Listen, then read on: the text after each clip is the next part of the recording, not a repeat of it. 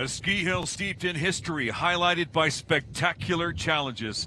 Set on the east face of the southern end of Mount Allen, today we are breathtaking Kananaskis country. Welcome to the 2017 Canada U19 National Alpine Championships at Nakiska Ski Resort.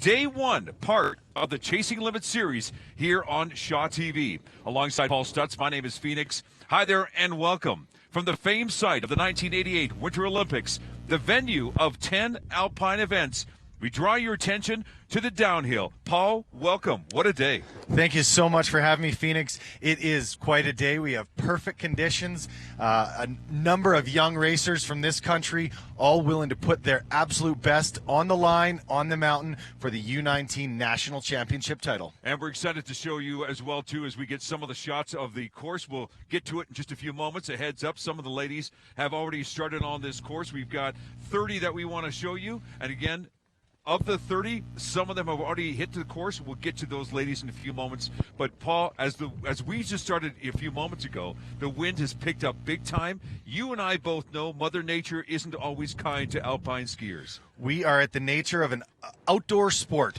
We have to accommodate what we have. We know the racers have to accommodate all those different challenges, different snow conditions, different temperatures, and especially wind. It's going to be a factor. A factor last night.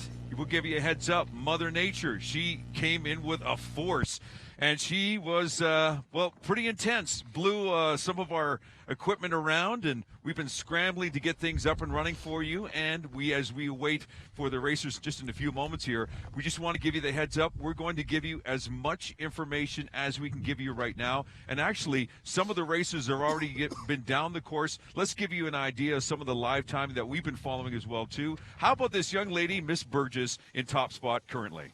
Yes, let's catch in. Our top three current racers down the mountain so far. In first place from the Alberta ski team, we do have Georgia Burgess, a time of 103.38. So we've seen this track running a little quicker than yesterday. Maybe that wind's playing a factor. Maybe that course is firming up, but we're seeing quicker times from yesterday.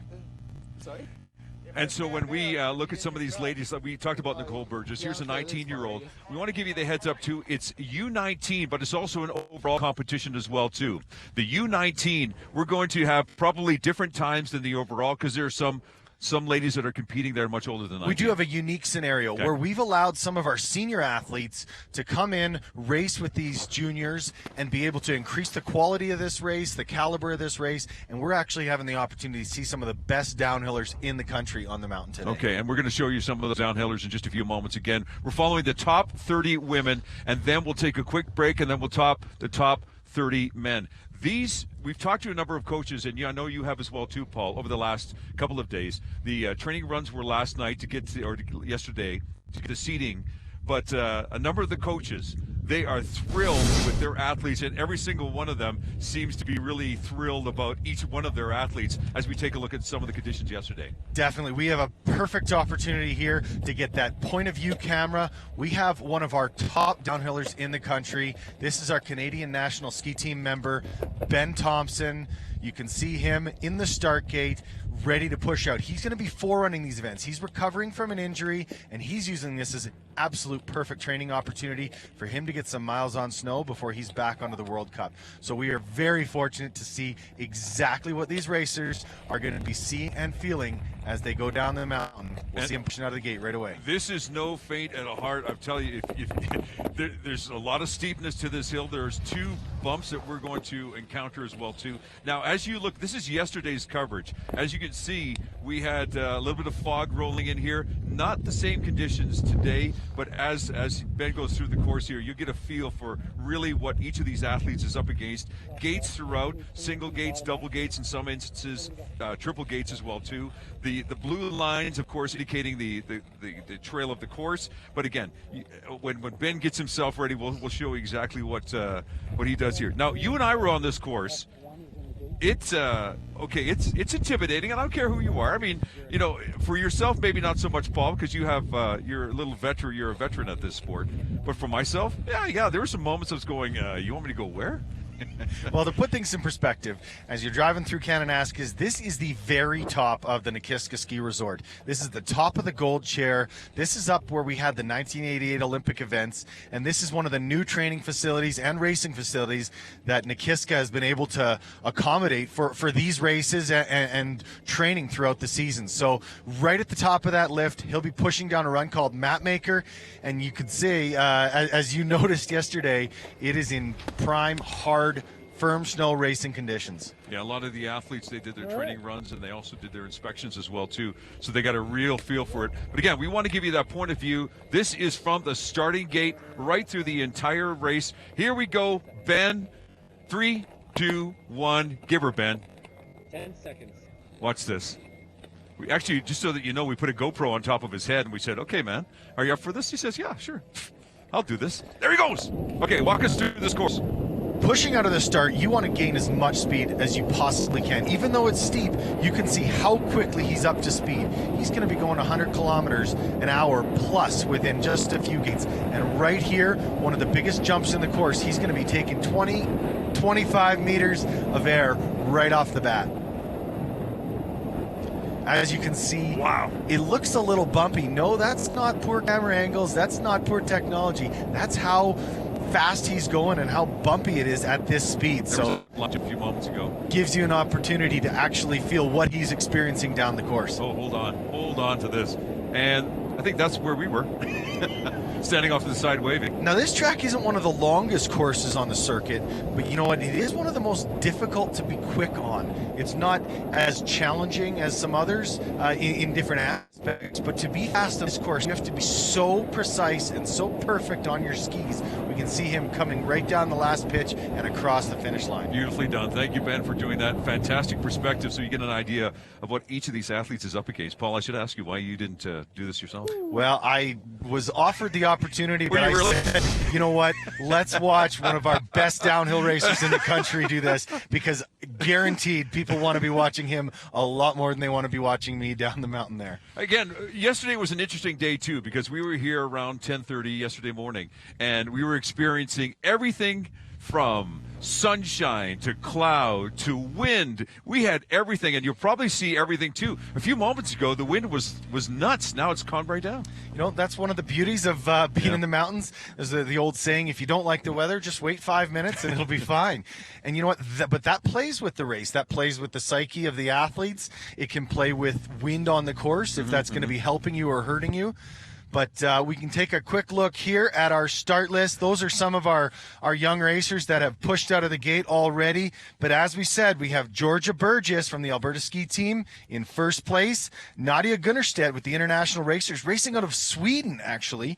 And Michaela Martin in third place with a time of 1:04.07. So definitely close racing. But as we said before, these are most of our senior athletes in those top spots. So we're going to be really watching for who are those young U19 racers who are going to be taking that U19 championship today. Well represented across the country as well, too, all the way from Ontario, all the way through to BC. Of course, Alberta here at Nakiska. We're ripe with incredible athletes.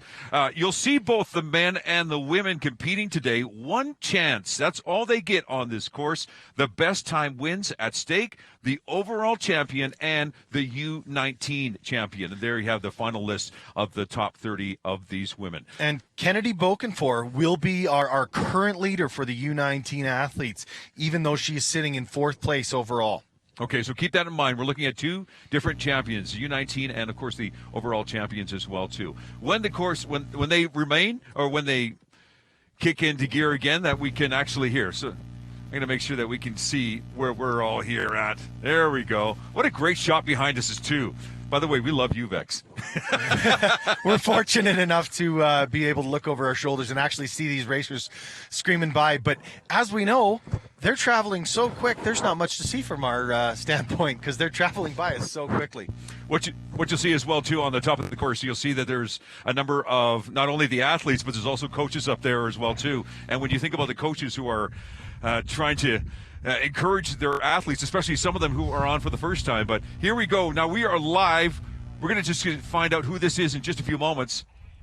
But here you go. You get an idea of the course. Looks like we have Sierra Cadu here, first-year member from Ontario, part of the Devil's Gang Ski Club, and she is 16 years old.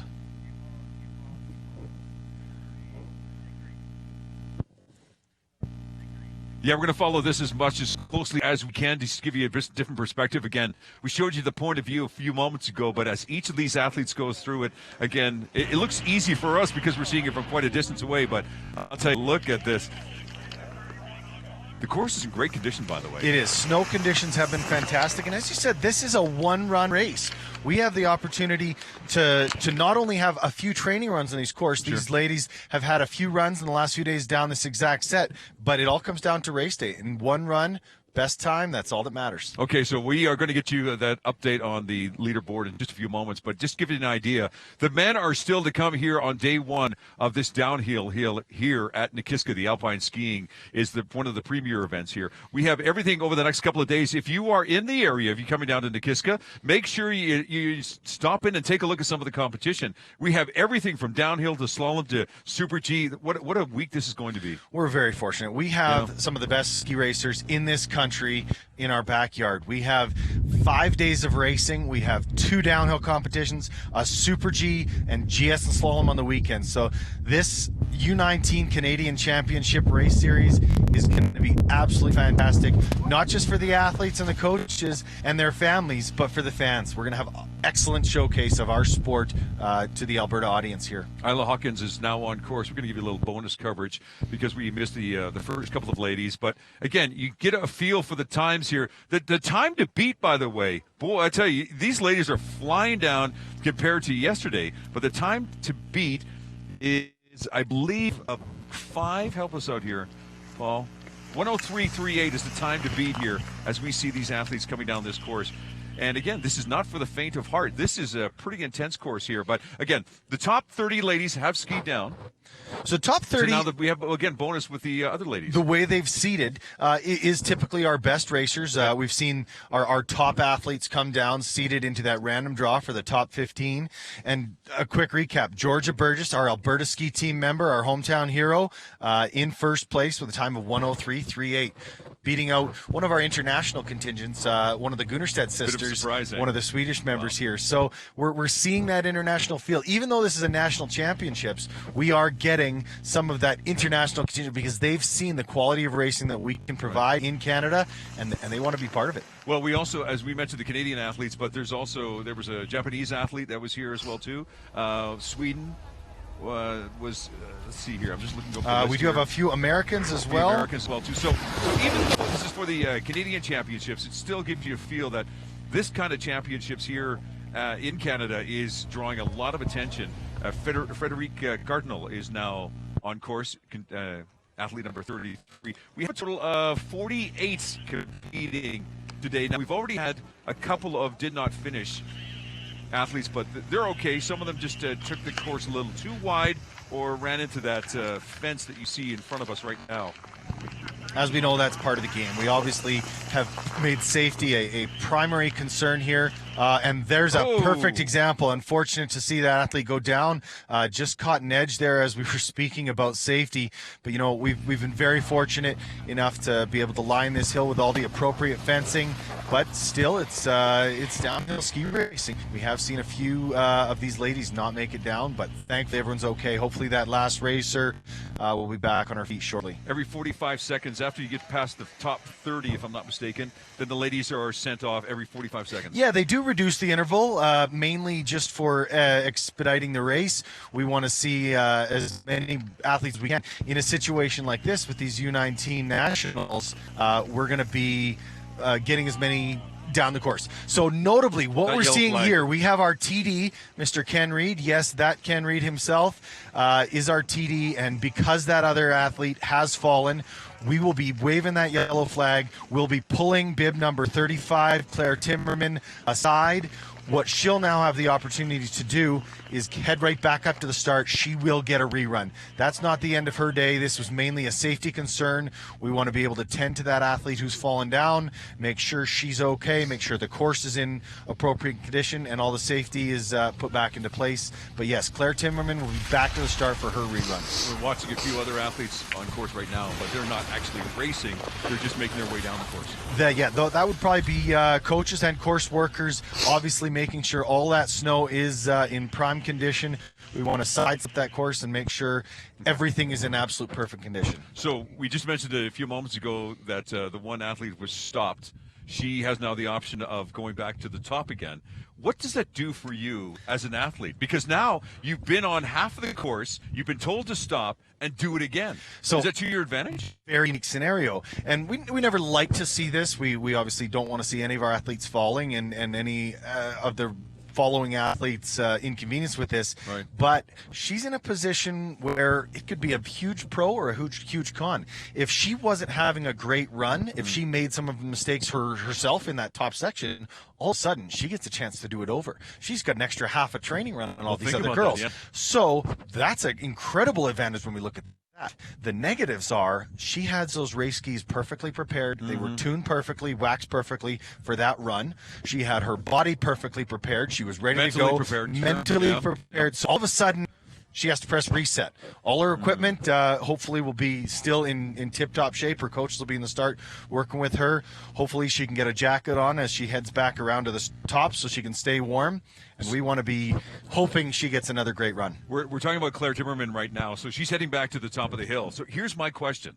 Once she gets there, does she have to wait until the final female athlete? Not typically. Or would they just squeeze her in? They will be able to squeeze her in. And so a unique scenario, they want to be able to accommodate her as best as possible. If she's getting off the chairlift, they're not going to rush her into the start gate. Right. She wants to ensure her skis are in perfect condition.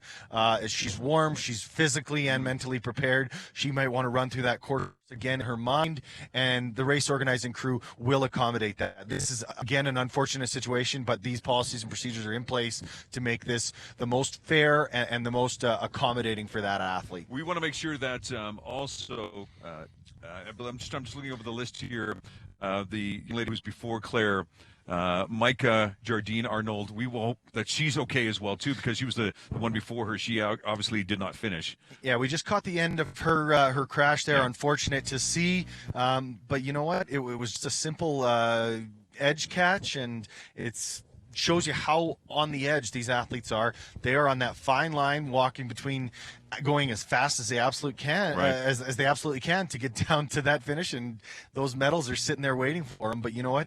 There is some risk involved, and we saw that go the other way for Micah. Both of these, or all of these athletes, have two sets of skis, as you mentioned.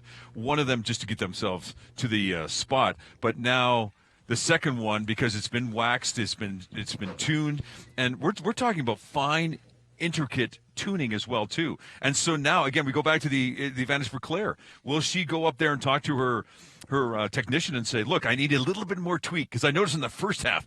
So again, is this an unfair advantage? Well, it's but just what again, else can you one do, of those though, right? There's nothing what you else can do. Yeah. And you know what? Maybe not in the speed events where wax is going to be the primary concern. We want to ensure that base is prepared perfectly for this snow and all the science that goes into that. We want to hopefully she's going to make that best decision. In some of the technical events where your edges and those edge angles and those perfect tunes are going to be the most important factor. Right. We may even see her coach, who's at the start, or servicemen, quickly tuning up her warm-up skis. Oh, no kidding. Skis that she would have warmed up, which are the identical ski, the identical setup and tune, but may not be in that absolute perfect race condition. So her coach might be at the start preparing those skis. So by the time she gets back up to the top, those skis are going to be race ready to go. Maybe put some of those additives, those special wax additives to give her that extra little percentage of an advantage. Sure. And as we know, this course isn't one of the steeper ones. There's a long flat section in the middle.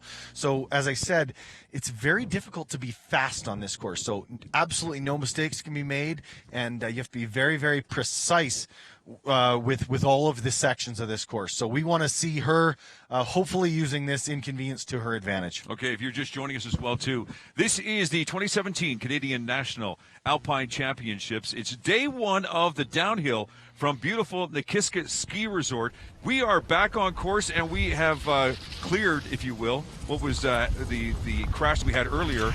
And now as we take a moment here, we're going to find out who this athlete is in a moment. Just bear with us. So great to see we're back racing. Obviously the situation with Micah Jadine Arnold, who went down, is hopefully not serious, and she's in one piece, and we'll be back again to get some vengeance on this hill that kind of took her out today. So hopefully she'll be healthy and ready to go for tomorrow. What's the snow like right now? It's very firm. We got a lot of man-made snow combined with some of the natural snow we've had this year. Snow conditions are absolutely excellent, not just for free skiing, but especially for racing. We're seeing these athletes take huge advantage of this great course under great conditions. And, you know, for these young athletes, this is almost just training. This is experience. Some of these young girls, this is actually their first time in a downhill scenario. Right, no kidding. So they're taking full advantage of this to be able to learn, to be able to gain that experience. And you know what? They have their eyes on those podiums. Maybe not this year, but they might have a few years, but they know that's the end goal. And we'll give you an idea of the separation as well, too. Georgia Burgess was the 13th racer down earlier today, and she has a top time of 103.38. And you get an idea now, these remaining athletes that are on the course are coming in with about a $1.8, $1.9, so they're well off the pace. But again, for the most part, they're looking for the experience. Yeah, we saw Madison McVeigh there. She came down with a 6.53 second deficit behind our leader, Georgia Burgess. So, you know what? One of our younger athletes, she's going to be in her first year, won't have those downhill points to seed her in the top seed with the great start number, but she's just gaining experience. And as we're seeing, these young girls look like they have no fear. They're taking full advantage of this and having some fun down this downhill track. Emily Danig is on course right now. We're waiting to see Ashley Alexander. She's in the gate right now. So, again, you get a feel for the I was going to say the guts it takes to come down this hill. Some of these are young athletes, 16, 17, 18, 19 years old. And for them to be on this course, to be in a competition is one thing. You know, I mean, sometimes most of these ladies have probably skied this course countless times, but to be in a competition, Paul, that's when it's just your adrenaline gets a little, you're feeling it, man. You're feeling it down this course, and you're hoping for the best because you know all eyes are on you right now, especially the coach's eyes. I'm glad you mentioned the guts there, Felix. Yeah. Even though we took you up there yesterday, yeah, and you looked comfortable, but now just imagine being in a spandex suit pointing them straight down the hill and not just trying to survive, trying to go faster and faster every single turn. So that's what these girls are trying to do. Yeah, the last thing you want to do is see me in a spandex outfit.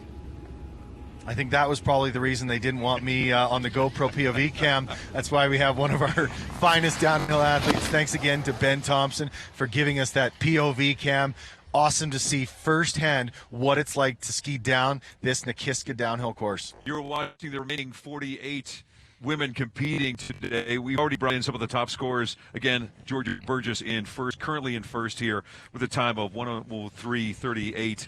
Nadia Gunnerstead with a time of 103.75, and followed closely behind Sierra Smith from Canada with 103.84. So you get a feel for, again, the separation between the lower half of the athletes and the upper half, sometimes up to about a 6-second separation, as we are enjoying some sunshine now on the course here. And again, you're seeing, again, these women are at 45-second intervals, so one is on the course, sometimes two on course. That's why we're just switching back to the start gate. Tremendous to see Sierra Smith coming from bib 37. She's one of our younger athletes in this race. Spot, hey? And you could see moving from 37th bib number all the way up into third position. So it's very safe to say she will be our U19 champion. Obviously, we still have a few racers to go, but you know what? That just tells us it's not over till it's over. Bib 37 with an incredible move up into third position. Sunshine is on the course right now. Is that going to make a difference for the speed of the course, Paul? You know, again, one of those variables that has pros and cons to it. Sunshine, always definite. And down she goes. Cut right to here. She just got on her heels off that jump. You can see some significant air time there off that roll. And let's just hope she's okay, because she did end up landing off that jump a little too far back. And that'll be the end of her day. Well, let's just hope she's in one piece, hopefully healthy and back racing for That's Katrina tomorrow. Voss. Katrina Voss. Hopefully no injuries there to speak of. But you know what? Looked like she was having a great start to her run. And unfortunately, that will be the end of her day today. Let's just hope she's okay. Okay, so we're going to hold the races right now until we figure out if Katrina is okay and get her off course. Hard to tell right now what happened in her situation. She may have tried to keep a line. She may have landed improperly.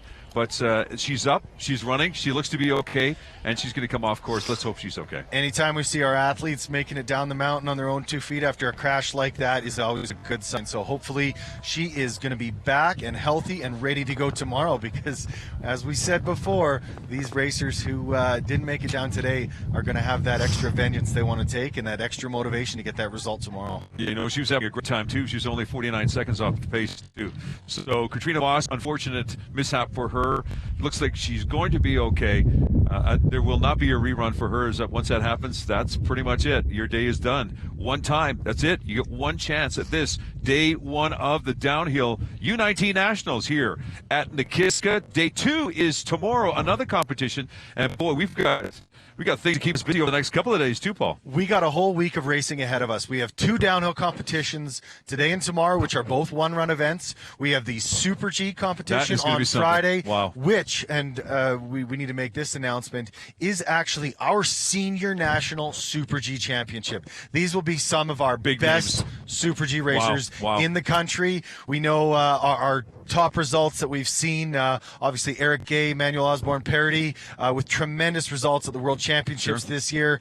I'm not sure if we're going to see them out here with their World Cup schedule, and it's a little bit unique being able to fit in the Senior National Championship Super G competition into this week, but we're going to see, I know Tyler Wary's name's on the roster today, one of our senior men's downhillers. We're going to see some of these women gunning for that senior national Super G title. And then to follow that up, Friday and Saturday, our U19 Giant Slalom and Slalom Championships. It's going to be fantastic. Isabel Carver is now on course. She's a $1.06 off the pace right now, trying to do her best to get some speed. And again, there's certain parts of this course that you've got to find where that speed is. Isabel is having a little difficulty right now, but still maintaining her composure, keeping low.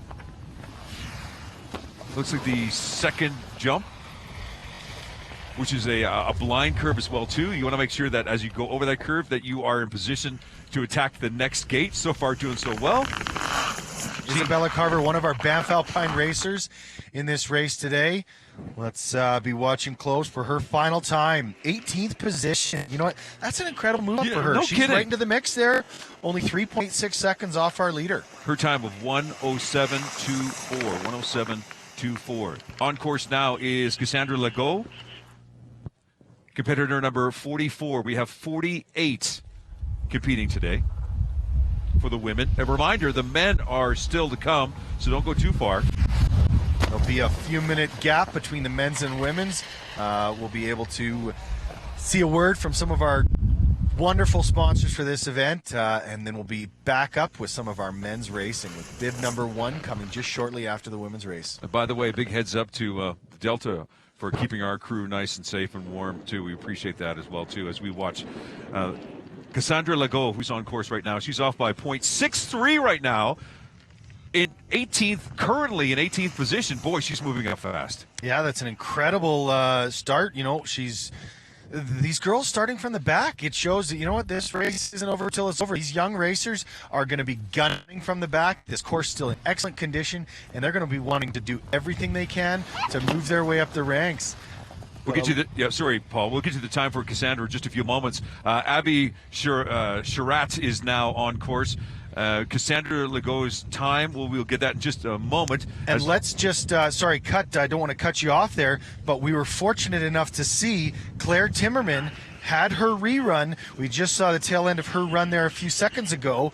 She moved up into 8th place. So Incredible. obviously, Wow. you know, all those difficulties of getting waved and kind of having that immediate restart and having to go back to the top for a rerun, she used that to her advantage. She used some of the experience that she had in the top section of that course and moved into 8th position with a time of 1:04.70. Abby Harat is on course right now. She's already behind 3.96.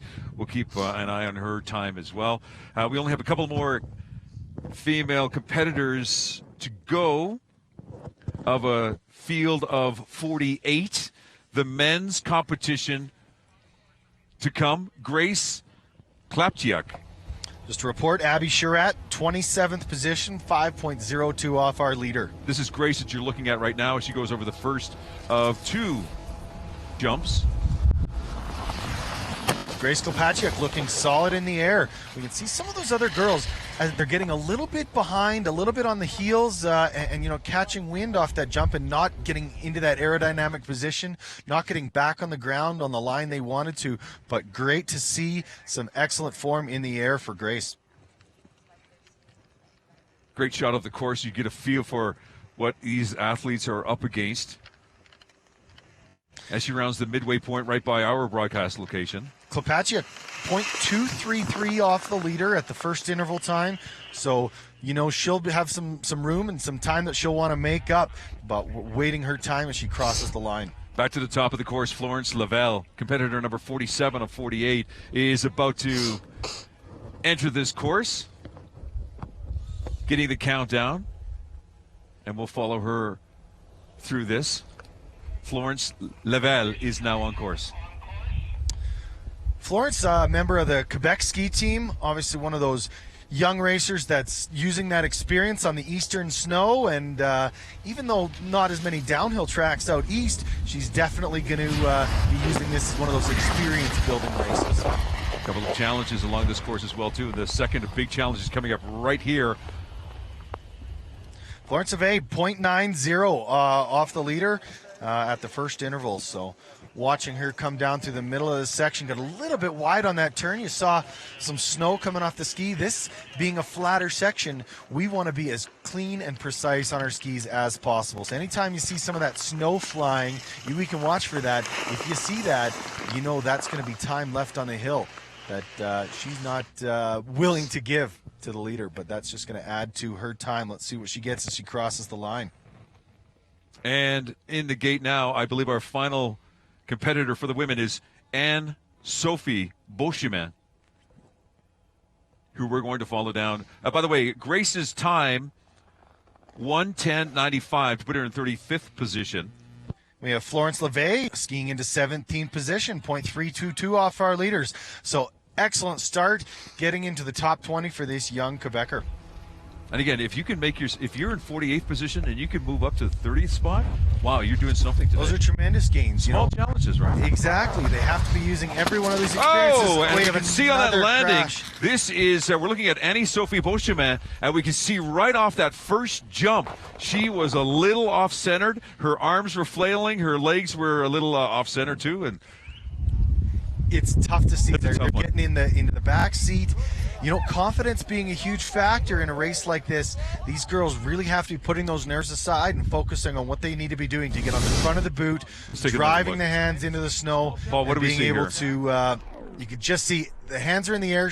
Her center of mass is back of center, and she lands kind of on her heels. Yep. And then the scary part is when you get twisted up here. Luckily, her ski came off to protect those knees, but that is where things can happen that are difficult. You know, unfortunate to see another athlete down, but fingers crossed that she's going to be okay and back at it tomorrow. Okay, we're going to take a look at it, and we're going to see if she can be okay too. But boy, that was a crash. But that's the thing, you know, even though this may not be the most steepest course ever, there's still a lot of challenges to this course. It's a demanding downhill for some of these young women. We've seen them really try to gain the experience in some of the sections, but this being a jump, which is a part of downhill racing, just a little bit on her heels before she takes off, Yep. and then making that drive, Trying to but adjust with her arms, yep. just too far in the back seat and just lands kind of falling down Off onto to the her side, back yeah. there and getting twisted. So again, equipment, those bindings have the safety safety measures there to ensure they're coming off at the right time to protect her from injury.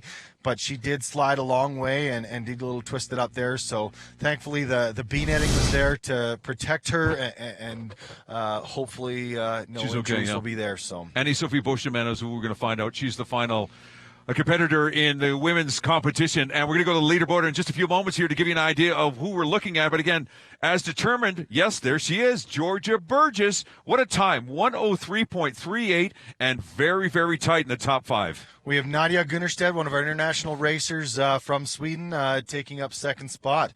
But I think most notably, we have one of those big move ups from our youngster Sierra Smith, taking full advantage of. Even though she had that later start position, she was able to ski her way onto the podium today, and looks like our U19 champion. Okay, we're going to take a look at that leaderboard one more time again. Georgia Burgess with the top time. Nadia Gunnerstedt, you just mentioned a few moments ago, and there you go, the top 10 women. Boy, any surprises here? Maybe Keo Denda in second spot. One of our Japanese Yeah. racers. A country mostly known for their technical skiers. Been some phenomenal technical skiers on the World Cup from Japan over the years, but looks like downhillers might be in their mix. We're seeing a strong top 10 result. Soleil Patterson, one of our BC team members, another one of our younger racers, but amazing to see how close. Keep in mind, this track is kilometers long, and we're talking tenths of a second. This is how close this racing is. As we see our top 20, Van Soest in 11th place, Guimond 106.66, and you can see that real crunched in section there, 14, 15, 16, all within about 0.2 of a second, all very close. The cream of the crop separating themselves from the rest of the bunch here. But again, to make it into the top 30, boy, that's quite impressive. Congratulations to all these ladies, and congratulations for these ladies being in this competition. With the second group of these of today's competition, we have the men on the way. We're going to turn our attention to them to see how they do. We have 30 of very, very qualified and talented gentlemen from all across Canada for the U19 championships. Here, it's the finals, day 1 of competition at Nakiska. You're watching Shaw TV. More to come on this Chasing Limits series in just a few moments. But again, as we tap in just a few moments here, Paul, we take a look at the conditions as well, too. This course, we've seen it at the beginning. Now, the women have been down it. Is this going to affect the men when they have their turn at it? As we know, every racer down the mountain is going to put a little bit more of a groove into the track. We saw a bunch of our tremendous volunteers who are here to put on this race. We saw a lot of those side slippers. There we go again, perfect timing. They're going to be making sure that track is smooth, making sure it's safe, no soft snow. But keep in mind, every single time a racer goes down or a side slipper goes down, that track is firming up. So we're seeing a very solid, almost icy surface, which is exactly what we want to be able to get that firm position and keep a nice, fair, strong race for some of our top athletes. And we're going to show you. Sorry, Paul, go ahead. No, I was just going to say we had a great opportunity to see some of the airtime that these racers are seeing. We're able to cut back to one of our top runs of the day. We're seeing some of these top women be able to navigate this top section and stay on their feet through this air. We saw a few of these racers not make it down past that jump. It's one of the tougher sections of this course. Even though there is some terrain, there's a significant amount of airtime there, and it requires being in the right position on your boot. And as we saw again here, being on the heels, this is what happens. It's a tough sport. We know there's going to be some crashes, and that may be what makes it exciting for some, but as long as we're as safe as possible for our athletes, it's part of the game.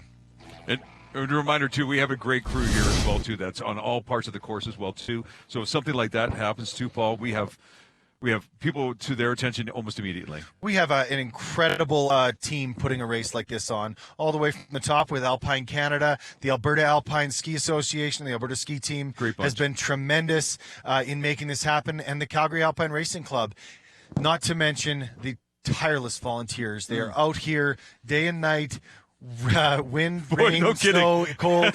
They are here. Everything from the race office, putting all of the hard work into ensuring that all of the timing is up and running, all the organization, to our team on the hill, doing the fencing, doing the course setting, the hill preparation, our timing crew, and all the way to the top, Ken Reed, our technical delegate for the day, ensuring that the entire race is going accordance to all of the FIS parameters, and we have a fair, fun race for all athletes and all spectators. You and I had a chance to talk to a number of the coaches, and they, again, we mentioned it earlier, but they were just absolutely thrilled with their athletes being on this course. The conditions, they say, are fantastic. The athletes themselves are truly pumped about this competition. Every year, the Canadian Championships, this is one of the premier events for someone, especially if you're a U19 athlete. It is. This is it. This is the national championships for them. We want to prove who are the best under 19 skiers in this country, and you know what, they want to be standing on the top of that podium. That's a tremendous honor. It's one of those building blocks to pave your way in this career. I was fortunate enough, those junior championships, when I was there, I was the overall champion myself, and you know what, that was the building block for me. It's a thrill, isn't it, to paving my way into the World Cup. So, well, more building blocks to come. Now with the women's Day 1 competition complete, we turn our attention to the men. Stand by from the Nakiska Ski Resort.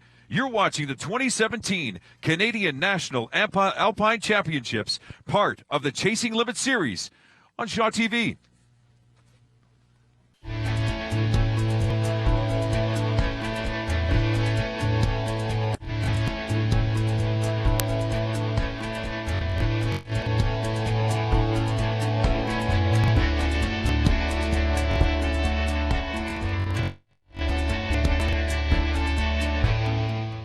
YCOM Solutions, a proud supporter of the Chasing Limits series and Alberta Amateur Sports.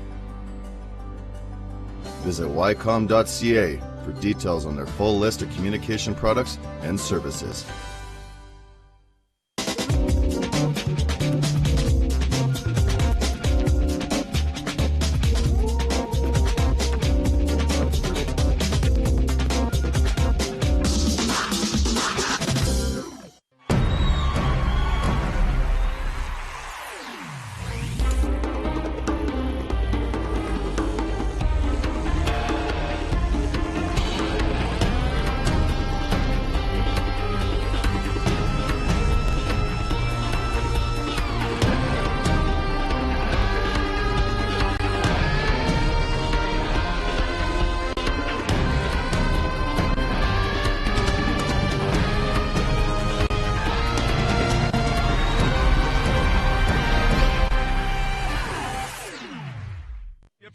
From the Nakiska Ski Resort, part of the Chasing Limits series on Shaw TV. Joining me is the multi-talented Paul Stutz. My name is Phoenix. Earlier, the women competed on this course. Now it's the men's turn. Paul, the course, the women have completed it. The men have been watching the women. Definitely. It's the same track. Men and women are both racing on the same slope here from the top of Nakiska down the Mapmaker Run. We have a nice, firm downhill track. And you know what? I'm sure with the talent that we saw those ladies today, those men are definitely going to be playing a close eye on how this track is running and all gunning for the top of that podium today for these U19 National Championships. One chance at this course, the best time will win. At stake, the overall champion and, as you mentioned, Paul, the U19 champion. The men here are from different parts of, they're not only from Canada, but did I see somebody from Latvia? We do have a bit of an international contingent here. We even have a Macedonian, we have Australians. Okay.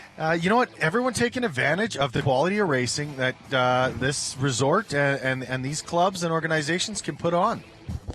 Okay, so not only are these men competing for position to, of course, win the championships, but let's be honest here, there's a field of 73 men that are competing today. Some of them are here because it's a first-time experience for them. We definitely have a lot of the younger athletes. Some of those athletes, 16 years old, in their first year of racing FIS, but now they're racing with the big boys now. They have to be stepping their game up. They're in a full-on downhill situation on an excellent track, and you know what? They're just going to be using this as almost gaining experience for years to come. Let's be honest, though, some of even the top 30, they've got nerves. They're competing against this against some really talented athletes, as we see here. I was given good advice once. If you don't have a little bit of nerve, you're not giving that course enough respect.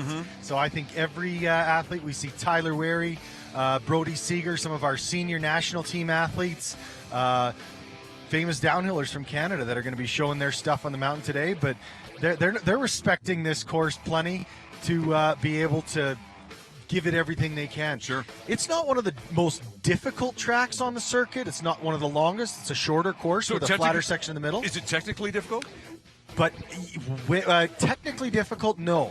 It's not as steep. Some of the jumps, for the men at least, aren't as large as some of the other tracks. But that means it's that much more difficult to be fast on. They have to be so precise, no mistakes can be made. They have to be absolutely perfect on their skis and got to be milking every ounce of speed out of the start, out of the top of every turn, out of the backside of every roll. They have to be finding that speed and maintaining it, because these flatter sections, just like the one behind us coming across the hill, right, even though it looks like they're zipping by us at 100 plus kilometers an hour, we have to be analyzing how much speed they're maintaining from the steeper sections, because they need that speed to carry them through to the finish. We saw the women earlier. The top speed, or the top time rather, was 1:03. We're going to see sub 1. Very likely. You know what? I think some of these athletes are going to be using these better snow conditions today. Might be a little bit of a tailwind. We know wind has been a factor, which we'll get into as we chat about everything we have going on today. But you know, wanting to see them all put it all down the mountain, and I think everyone's going to be gunning for that sub 1 second time. All right, we have a 19-year-old on the course right now. His name is Reese Howden. This guy trying to gain experience in downhill, and boy, did he come to the right course for this. Okay, let's just follow him along here through this course. You can see definitely getting a little bit lighter, and just to correct you there, we actually have bib number 2. Not sure what happened with bib number 1, but we're catching up with Jake Gujon. He's one of our senior athletes on the Ontario ski team. He's been with the national development team before, and here to show his stuff in these speed events. We'll be watching his time. You can see in your bottom right-hand corner there, is it enough to be getting under that 1 minute time? You know, we can see Reese Howden came down with a 101.97, and Jake Gujon, he was a little bit ahead at the interval, and you know what, there he is, 101.91, just 0.06 of a second ahead of Reese Howden. Competitor number 3, Brody Seeger, is on course. Brody Seeger, one of our members of the Canadian national ski team. 22-year-old, he will not be a part of obviously the U19 championships, but still part of the overall championships. That's what he's hoping for. Very fortunate to see some of these top racers here really show the level of racing we have in Canada, and showing their stuff to all these young athletes. Trust me, I can promise you, all of these young athletes are going to be watching very closely how some of our senior racers like Brody here are going to be racing not just their line, but their technique. You see that very aerodynamic position as he comes across the flat section here and off one of the jumps in the bottom. And when he's living in North Vancouver, of course, he's seeing Grouse Mountain every single day, salivating, probably wanted to be on that hill, and he's on this one. We'll keep an eye on Brody's time here, 101.13. That will take him to top spot so far in this very early competition. It's the U19 competition, the championships, the Canadian Alpine Championships at spectacular Nakiska Ski Resort. So we do have our new leader. I think he was gunning for that spot and would be disappointed with anything but the question is, will he be able to hang on to that lead? On course now, Asher Jordan. Another skier from the BC ski team. His first year, but man, is he doing well. You know, it's his first year with the team, but he's grown up skiing in Whistler. He's one of those all-mountain skiers. He's got lots of confidence, and look at that excellent position in the air he knows what he's doing. He's not gaining experience here, although it's a great opportunity. He's gunning for that podium today. Like any athlete, you want an athlete that is coachable. His coaches will admit this guy is the guy. If you give him some tips, he will listen to you like nobody's business. We'll follow his time. Again, the time to beat is 101, and so far he's coming close to that. We'll find out his score, or his time rather, in just a few moments. Asher Jordan with a time of 1:02.76, not enough. Lost a little time on the back part of that section. Again, it flattens out a little bit too. As we know, Paul, the top part is where you get the speed, and you want to maintain the speed throughout. You got to find the speed through this course. He was only 0.41 seconds behind at the interval, but obviously lost a little bit of time and came into fourth spot. We have Kyle Alexander on course, another first year in the B ski team. This 18-year-old, he is a phenomenal downhiller. He's one of the best downhillers in North America for his age. We're going to be seeing some excellent results from him, if not today, in his future. Just an excellent ski. A little bit on his heels off that jump, but you know what? No panic, stayed calm, stayed cool, stayed in that aerodynamic position, and look how clean he is on his skis. When you've got a brother at the World Juniors, you know you got to follow his footsteps, and so far he's on the right path. Again, representing BC down this course, trying to take top spot. 1:01 is the top score so far, or top time so far, as we will get you the final time for him in just a few moments. He was only 0.12 off leader at the interval time, but there he is. Second not spot. Quite enough. Kyle Alexander, 1:01.26 in second spot, and we are just fresh into this competition, and on course right now is, what do you know about Max Kirschenblatt? Max Kirschenblatt, another BC ski team member. We know he was last year's U18 champion, skiing for Whistler Mountain Ski Club, so he has experience on the top of the podium. Originally from Tsawwassen, BC, where you know the ferry terminal there, so not exactly the mecca for ski racing out by the ferry terminal, but at home in Whistler, and that's where he's got all that experience that's looking to pay off today. Max is looking for a big-time standing so far. 6 currently is in the standings here, but he's trying to move up to top spot. Again, we're looking at 1:01 as the top score. So far, he's keeping himself in a tuck position, trying to find as much speed as possible. We'll get him through this section, and we'll let you know about his final time throughout this course. Great interval time, only 2/100ths of a second off our leader Brody Seeger. So we're going to be watching to see if he comes through that line just ahead. Did he carry that speed down that last pitch across that long flat section? And here we go into first place. Number one our spot. New leader by 1/100th of a He's going second. to be thrilled with that. But it doesn't get any closer. Talk about this guy, though. Second in national championships downhill this year. This guy is trying to prove himself as well, too, that he does belong. His name is Tyler Wary. Tyler Wary, one of our strong members on our World Cup team. He just got back from Norway with the World Cup crew. We know Manny Osborne Parody and Eric Gay are his teammates, and he's been chasing them all year.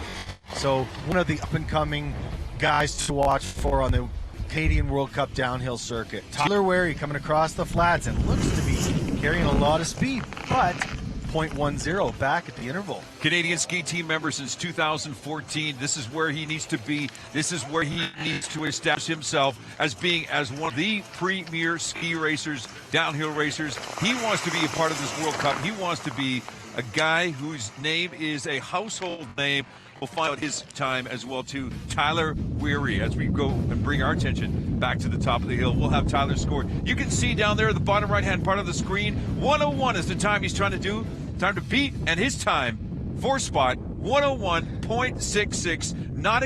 Not good enough. Tyler's going to be disappointed with that. Tyler, one of our local heroes, a Calgary racer, skied for Fernie for a lot of years, but he knows this hill, and he's definitely not going to be pleased with that result because he was gunning for the win today. We know that, but he's more than capable. Some days it's just not your day, but we'll see more from him tomorrow. Liam Wallace on course now. Talk about a hometown advantage. Alberta, part of the Alberta ski team, originally from Sunshine, which is about 30, 45 minutes from this location. He's very familiar with the conditions, very familiar with Canadian snow, and especially on this course. He's been at Nakiska countless times. We're looking for a big-time final result for Liam Wallace, who you're watching right now. Now, Liam Wallace, he's having a breakthrough season, and not in downhill necessarily, but maybe that's going to be the step.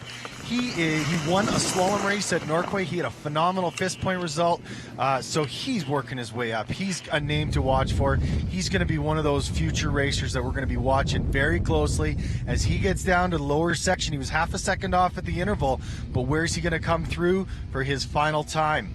Liam Wallace. We'll get that time for you in just a few moments. At the top of the course right now, though, is Corey McConville. Wind is picking up here, no question, so we're going to see whether or not that turns into a bit of a factor for this gentleman on course right now, Corey McConville. He is part of the Ontario ski team from Devil's Glen, of all places. Now, we saw Liam cross the line. Just to jump back to him, obviously made a bit of a mistake down there into 8th place, 2.69 out. But McConville here looking very strong, absolute great form in the air. You know, that low aerodynamic position, he's going to be wanting to use all of that speed that he built on that top. Very smooth in the air. Nothing but confidence from McConville. Keeping it in the family as well, too. The original founding family of Devil's Glen Ski Club. Corey, no pressure on this gentleman, Corey McConville, who you're watching right now. And 101 is the time to beat. So far, not so bad through this flat section. Now, this Ontario native, only 0.3 of a second behind at the interval time. So if he has a strong bottom section, he's going to be right in the mix. His time on the right-hand side, we're going to keep an eye on that, too, as we take a look at the start of the gate. His time is, a little disappointing near the bottom section. 1:02.70, 7th spot for Corey. He's going to be a little disappointed with that. Yeah, I don't think that was the result he was looking for today, but you know what? That's the nature of the sport. He'll be analyzing the video a lot tonight and seeing where those extra hundredths of a second, tenths of a second can be made. We're back at the top, bib number 10 from the Sunshine Ski Club, Adrian Grabinski. Who is one of the top skiers for their age group in the country? This guy right here, Adrian Grabinski, who again has something to prove. He is in the top 10. He wants to be in the top 5. Will he do it on this course? Here's his second jump. Man, did he have great control. Looking very strong, very confident. We're seeing some excellent skiing out of these men today. We're seeing nice, smooth skis. And as we said, that's the name of the game. Fluidity. Fluidity, keeping that snow contact, keeping those clean edges, because no mistakes can be made on a shorter course like this, especially when they need to carry their speed across that flatter section. Okay, we'll try to get you as many shots as we can possibly here at this competition here at Nakiska. Again, the time of 101 is to what he's trying to go after. Adrian Grabinski, his time, a disappointing 1:02.64, 7th position for that gentleman. As we move our attention back to the top of the hill, Henry Ewell. Adrian Grabinski was 0.45 at the interval, but 1.52 behind into 7th position. So not a bad result for that young racer, but I think he still has a little bit more in the tank, so he'll be looking for next steps. Henry Ewell, Ontario Ski Team, bib number 11 on course. Again, another one of those Georgian Peaks racers. Seeing if he's radioing up to his teammate or if he receives some of the words, maybe they're all going to be sharing that information, because that's even though it's an individual sport, it's a team event. We have to be taking care of our teammates, and they're going to be using those course reports and using that information to be radioing up to their teammates, seeing how that track is running today, because with the weather, with the conditions, it's different every day for them. In the running for the U19, this is a 19-year-old that you're looking at right now, Henry Ewell. We're going to get his score as well, too. Again, there's two scores, two possible finalists here, the overall number 1, but the U19 as well too. We'll find out what Henry's time is. I say score, but his time is 1:03.18. That puts him into 10th position. So not exactly where he wanted to be, and I apologize for not having that bottom camera there to be able to see that last pitch, but we're working on that, and we'll be able to see top to bottom as this next racer pushes out of the start gate.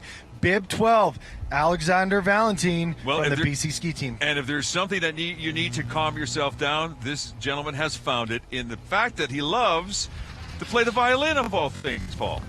You know what? I mean, he was told that by his teammates that he doesn't bring it on the road, but hey, he might be the entertainment for after the race.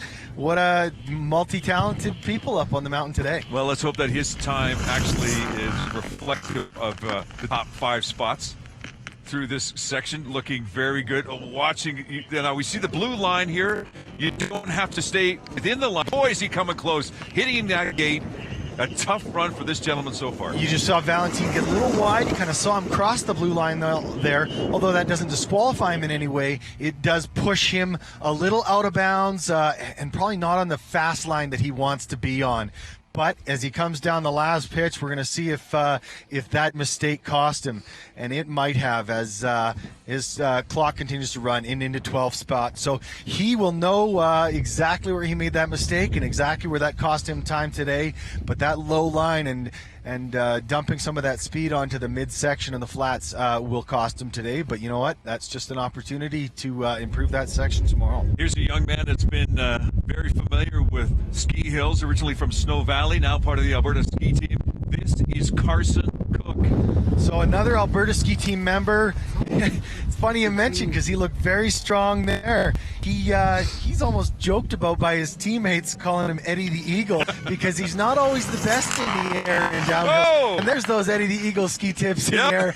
We saw exactly what they're talking about. But you know what? He looked very strong and comfortable off that top jump, and will be determined to see what that did to his time. He was only 0.39 back at the interval, so maybe that technique in the air isn't as bad as we thought because he's having a strong run here. Carson Cook looking tight through that section. Again, we'll follow his final time for you in just a few moments.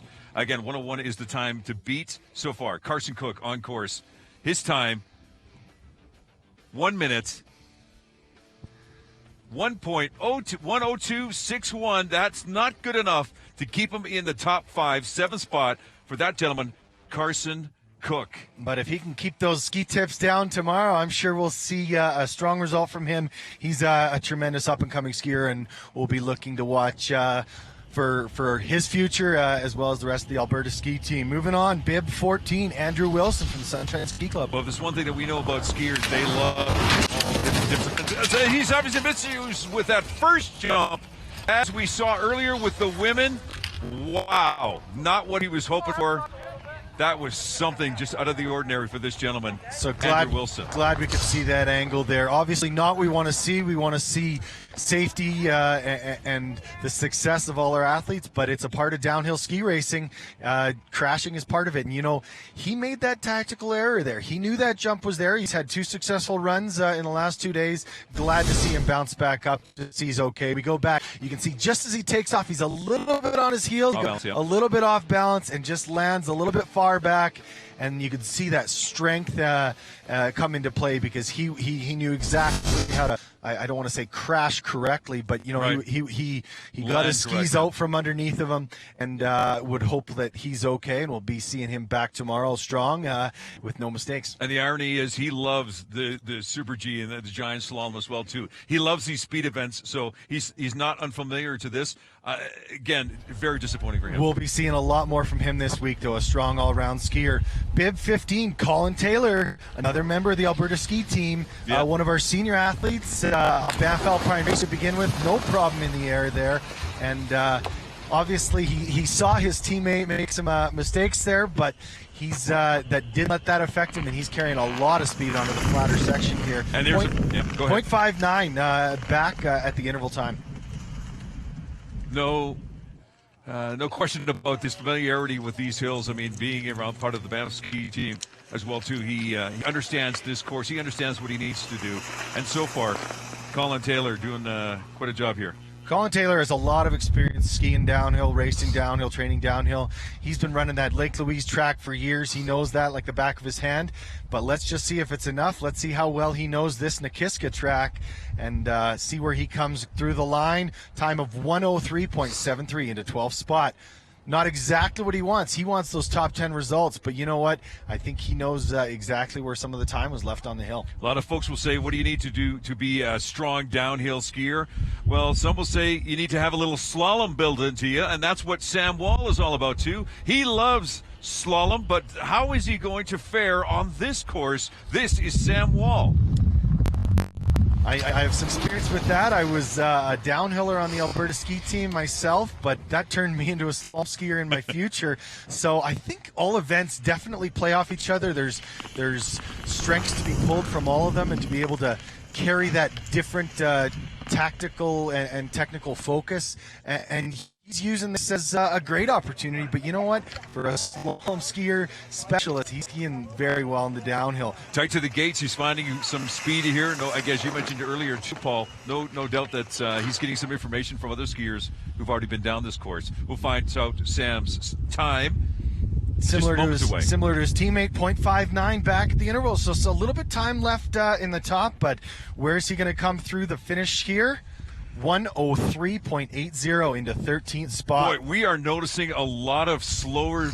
The bottom part is extremely slow. You've got to maintain the speed from the tops. Felix Blanchard, the Quebec ski team member who's on course right now, if there's any advice that needs to be passed on this gentleman, you got to maintain that speed. You got a lot on the first top half, but man, you got to keep it through the flat sections. So Felix is very fortunate. One of his coaches here, James Kuchera, one of our local racers, brother of world champion John Kuchera, as we all know, a household name in ski racing. But that ski racing family, James is on the coaching side now and lending all that Alberta experience that he has to the Quebec ski team as their provincial coach. Podiums in the downhill and the Super G this year, looking for a podium spot here in this downhill here at Nakiska. Felix Blanchard on course right now. Again, it bears with repeating, 101 is the time that he is trying to beat. We'll find out his time. Very strong interval time, only 0.2 of a second back, one of the best interval times we've seen. But is that going to be enough? Did he carry that speed across that flatter section into the bottom? To be determined. Here we are. His time, 102.11. That moves him to 7th position as we go again to the top of the hill. And it's Angus Musgrave, again, a strong slalom skier who loves to ski, loves being out here, loves sunshine, and he's part of that club. Will he love Nakiska today? Well, different conditions from sunshine. Obviously, we got a lot more of that man-made hard snow, which is absolutely perfect. These great Nakiska grueling days. This perfectly prepared hill is excellent. You know what? He's executing it quite well. He was great in the air and looks like he's taken some of that speed onto this flatter section. Now, this crucial turn, again, looked to be confident. 0.69 behind at the interval. Angus Musgrave is who you're watching right now, and again, this is the section here where a lot of the athletes are seeming to lose their speed. This is where you want to keep in that tuck position. You want to find as much flow as possible through that section. We'll get to his time just momentarily. That's a difficult section. As we said, you know, maybe not be as technically difficult, but to be able to maintain that speed, that's where size and strength and touch on your ski is really going to matter. Angus Musgrave, 13th spot, 103.27. A little disappointing through that final section. Michael Sotard is now on. He is part of the Alberta ski team. Again, we talk about the familiarity of where you are. 20 years old, he's been on this course countless times. This guy, again, an excellent slalom skier, but skiing well. Speed seems to be his friend. Let's see if it is today for Michael Sotard. Mike Sotard, one of our senior members on the Alberta ski team, not just a phenomenal skier, a phenomenal athlete, and a phenomenal personality on the hill. He's been there for all his teammates. You can guarantee they're working all very closely together to bring that Alberta domination to these U19 championships. Saw him off that first jump and just handles it like butter. No problem with that at all as he makes his way through the mid part of this course here at Nakiska. Mike Sotard, 0.58 seconds behind at the interval time, so I think he may have missed a little bit of his line in that top section, but no worries there if he can carry that speed with that touch that he's known for.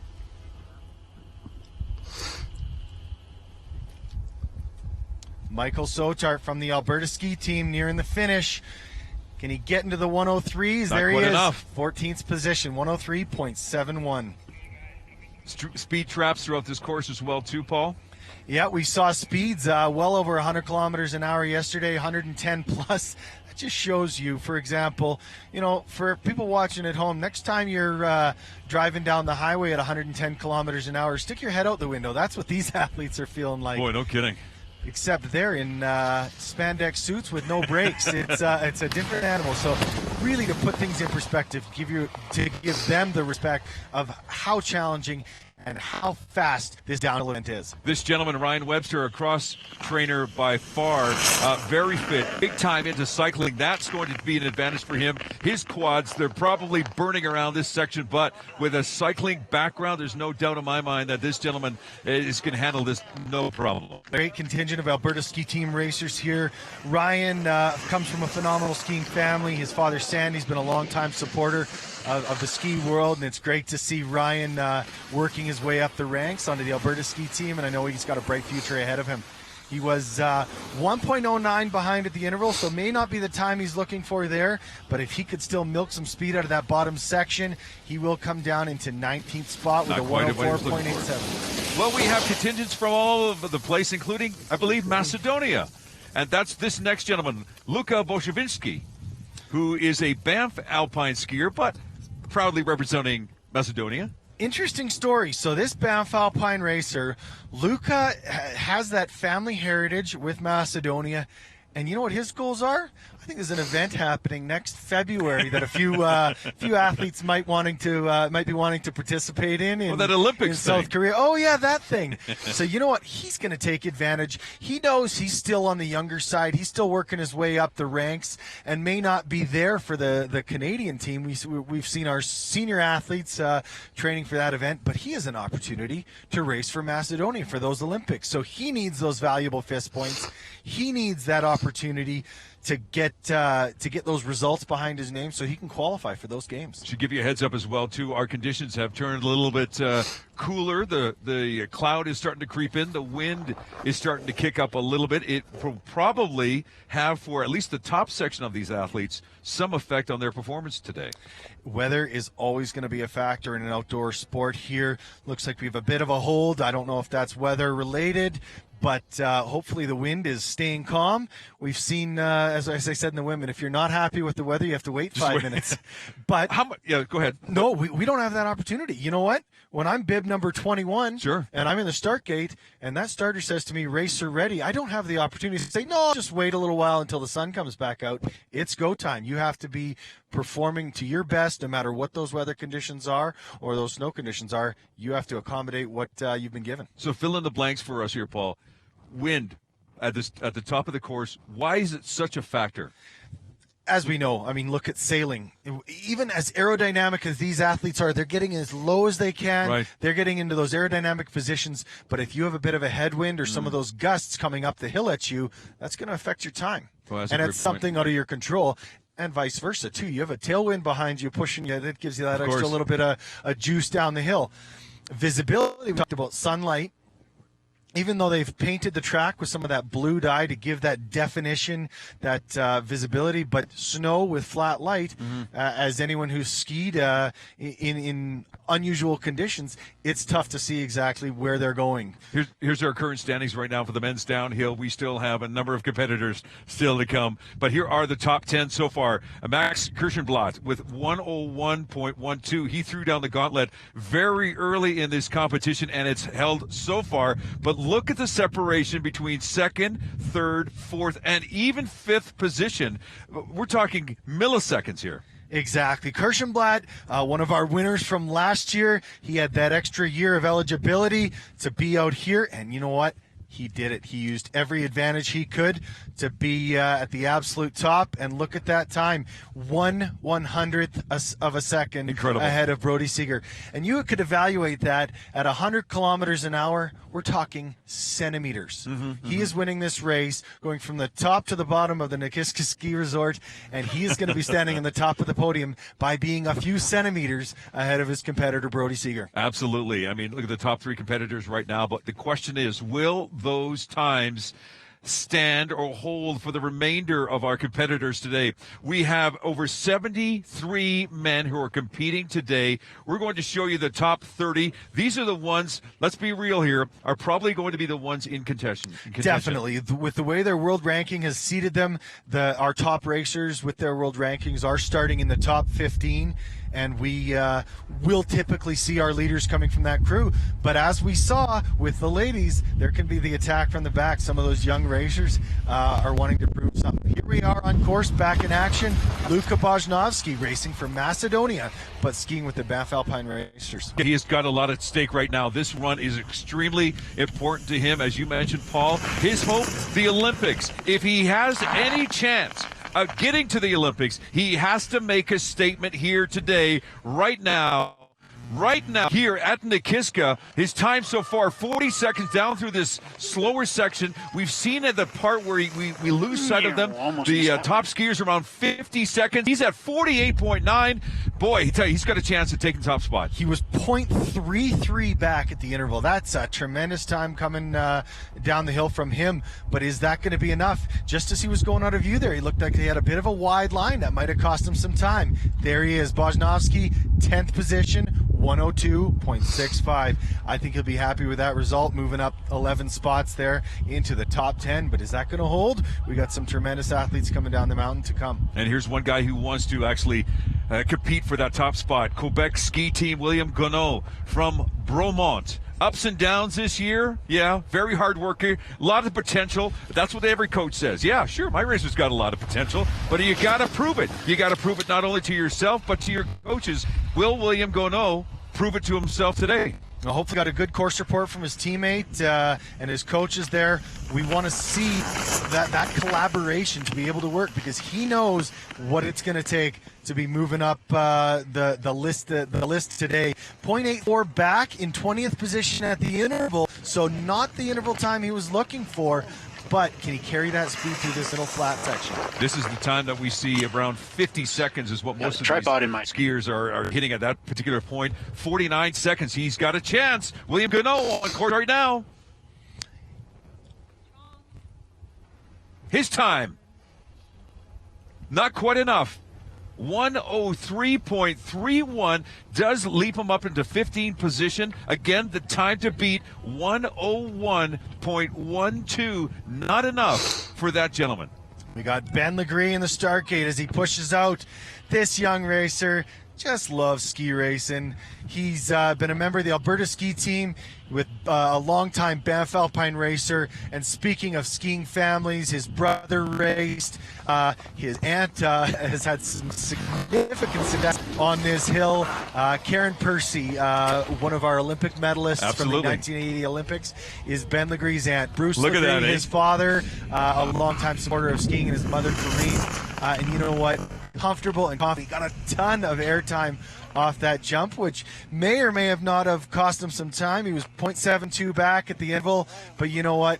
I guarantee you Ben has a smile on his face as he comes across this bottom section. We were standing there yesterday in that section right that you just saw there, and the sound of these racers going by is spectacular. We'll find out Ben's time in just a few moments. Ben Legree trying to beat a time of 101.12. Will he do it? We're going to find out in a second here. His time, 102.70. Not the top spot, but boy, 11th position. Should be very happy with that. Nothing to be ashamed of. That is an awesome result, and some awesome skiing shown there. He deserves that. But as we've said before, we know these athletes have another kick at the can tomorrow, and they're going to be doing their absolute best to be refining things and on peak form for the next downhill championship. This gentleman, first year of FIS, is Aiden Marler from Mont Sainte-Marie on course. So a little bit on his heels off that jump, but hopefully that won't affect him too much. On his heels there as well too, Paul. You know, strong line. He's maintaining that line, and he's got the great aerodynamics we want to see. But it's just a question if some of those sections where you're in the air and you lose that snow contact, are you actually losing time to be determined. And what we've seen today, the athletes that are landing a little bit on their heels are sacrificing some of that speed and not coming through the finish line after being on those heels and over those bigger jumps, not doing what they want. But you know what? Still a decent result. 11th position, 102.70, just beating out Legree. Here's the next person you want to take a real close look at. Top 30 results in the NORAMs from Quebec, Justin Vitekok. Quebec ski team, we have a good contingent. Their coach, one of the locals here at Nakiska, James Kuchera, has definitely lent his experience to these athletes, and we've seen some strong skiing from the Quebec ski team. Even though they may not have the downhill tracks like this one out east, you can rest assured that they're going to be out west using these tracks for as much training as possible. Again, the time to beat is 101.12. Justin on course right now. Smooth transition through the gates. Nice low tuck position, arms in front, poles tight to his body. His time coming up in a few moments. Again, 101.12 is the time for Justin. We'll get that time for you in just a few moments. Hang tough. His time coming up is 1:02.82. Not bad for 15th spot. Bib 25 from the Quebec ski team, Vitcock into 15th spot. 1.70 seconds behind our leader. So that just shows you our top 15 is just over a second and a half apart. That shows you how competitive this is and how close these racers are. Now, is this gentleman intimidated? He might be. He is only 16. Am I seeing this right here? He is 18 years old. Gavin Powell, who's on course right now, an 18-year-old on course trying to get a top spot for the U19 championships. Gavin has a chance. Gavin, one of those members of the Ontario ski team, not typically known for their downhill ability just because of the mountains in Ontario. But you know what? We've seen some tremendous speed skiers come out of the Ontario region, and hopefully Gavin wants to keep paving that path for the unorthodox speed skiers from Ontario. We'll be watching for him in the technical events coming up this weekend, but looks to be just a second back at the interval. We'll be awaiting his finishing time. Gavin Roel from the Ontario ski team, 1:04.27 into 24th spot. Maybe not the result he was looking for, but again, tomorrow's another day. Right. Well, the day is today for this gentleman. Kelvin Cochran, and why not have that name, especially if you're part of the Alberta ski team? Of course, Cochran is a familiar spot near this place here, originally a Banff Alpine skier. One of the youngest at 17 years old. Okay, explain this to me. He looks like The Rock? His coach and his teammates would tell me that he's got some crazy hair, but he kind of does look like Dwayne The Rock Johnson, which is, hey, a great compliment. I think he's a lucky guy to be called that. And you know what? Fun fact, Dwayne Johnson, originally a Calgary Stampeder. That's true. So maybe that look is a good thing to have for athletics in Alberta. Well, Mr. Cochran has the right name. Does he have the right stuff on this course right now? Again, 101.12 is the time that was thrown down earlier in this competition. Around the corner goes Kelvin. When we get his time, we'll let you know. He was 0.93 back at the interval, so again, a little bit of time left in the top section, but it's all about carrying that speed through that bottom section, across those flats, and then across the line into 17th spot, 103.24. Throws him into 17th spot, and 17s must be wild. Kelvin, a 17-year-old, his position 17th, and followed by another 17-year-old. The gentleman's name, Harrison Wood from Southern Ontario. Originally from the Georgian Peak Ski Club. You know what's interesting about this athlete? Harrison, one of the best athletes on the mountain when it comes to his summer sport. He's a long-distance runner. He runs 90-plus kilometers a week, but let's see if that aerobic ability is going to bring the strength. We saw a little bit of a bobble up top there, a little bit of a mistake, getting a little inside on those turns there. Strength may be a factor here, but we know he's a strong, fit athlete. But it's a question of keeping that touch on the snow and tactically attacking this course with the right mentality. 102 1 second, 0.02 behind at the interval. So that might slow him down a little bit. I think that mistake up in the top section just cost him. We saw a few spots there where the skis went a little bit too wide as well, too. Not a big mistake, but on a course like this, you have to be so perfect. 16th spot, he did carry some speed into the finish. 103.06. Harrison Wood, Southern Ontario. We're going to show you a couple of more skiers, including this gentleman right here, Blake Piper, racing for Team USA. Originally from GMVS. It's great to see we have an international contingent here. I think it's awesome to see some of the Americans taking advantage of the great racing, great training, and fantastic ski resorts we have in this area. Blake Piper from the U.S. getting a little unorthodox and off balance through that jump, but he hung on to it. He stayed on his line, and let's just see 1.44 back at the interval. That result, that interval time in the top, I think will cost him. That will be tough to make up in this bottom flatter section. We should give you a heads up as well too, as Blake is going by our broadcast location. The snow is starting to kick up right now. That might have a bit of an effect on his time.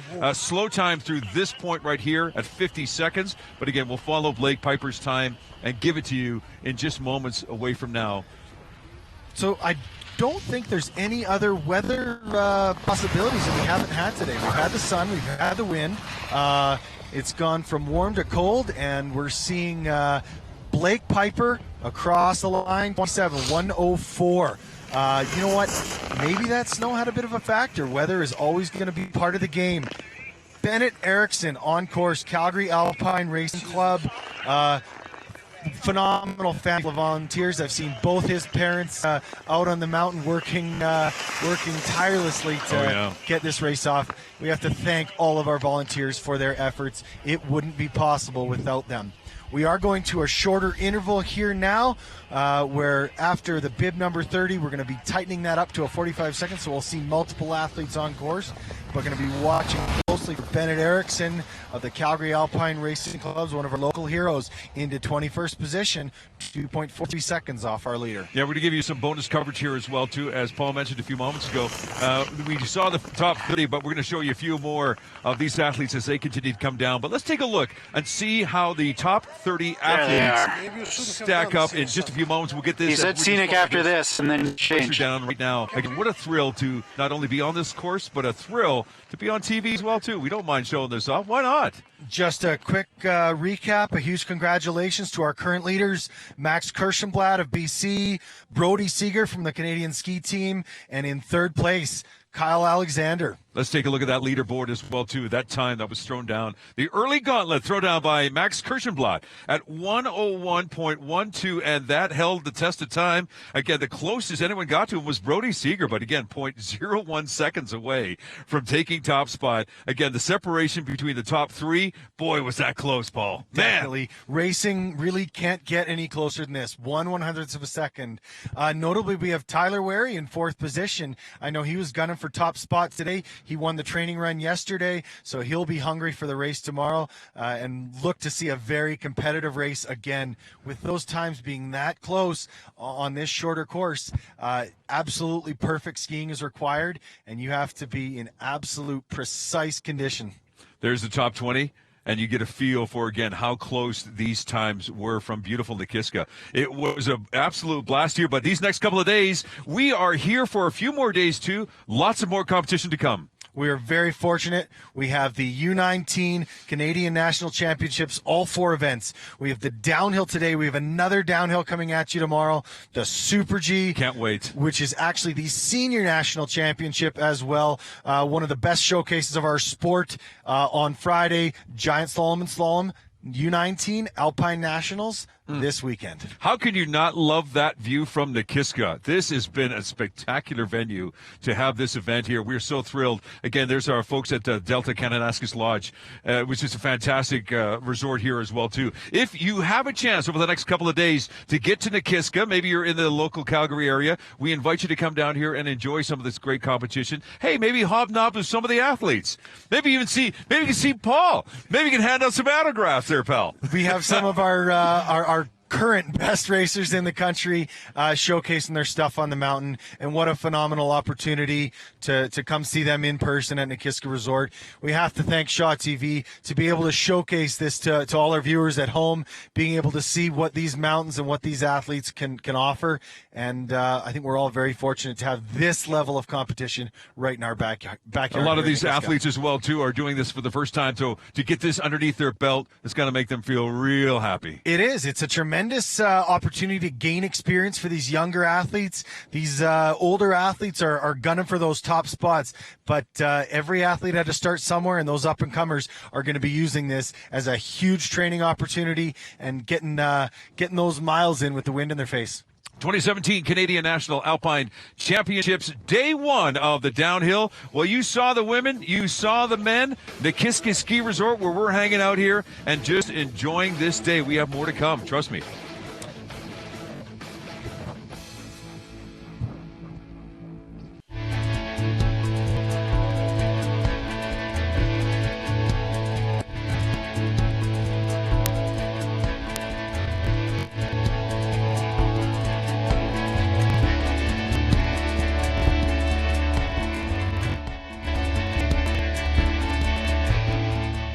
YCOM Solutions, a proud supporter of the Chasing Limits series and Alberta amateur sports. Visit ycom.ca for details on their full list of communication products and services.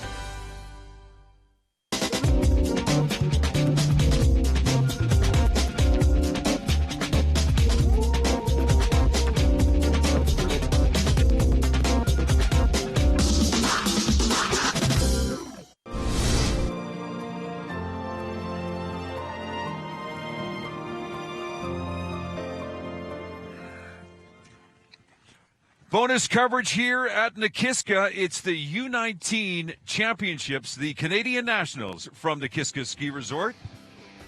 As we give you bonus coverage of some of these athletes who are continuing to take the course. Now, we should give you the heads up. Paul Stutz and myself, my name is Phoenix. We want to give you some bonus coverage in the sense that the first top 30 typically are the ones that will be in contention. We've seen our top athletes come down. The ones ranked 15. We have our leader, Max Kirschenblatt, which is phenomenal skiing has paid off for him. You know, that technical expertise that he had, but executed well today ahead of national team member Brody Seeger.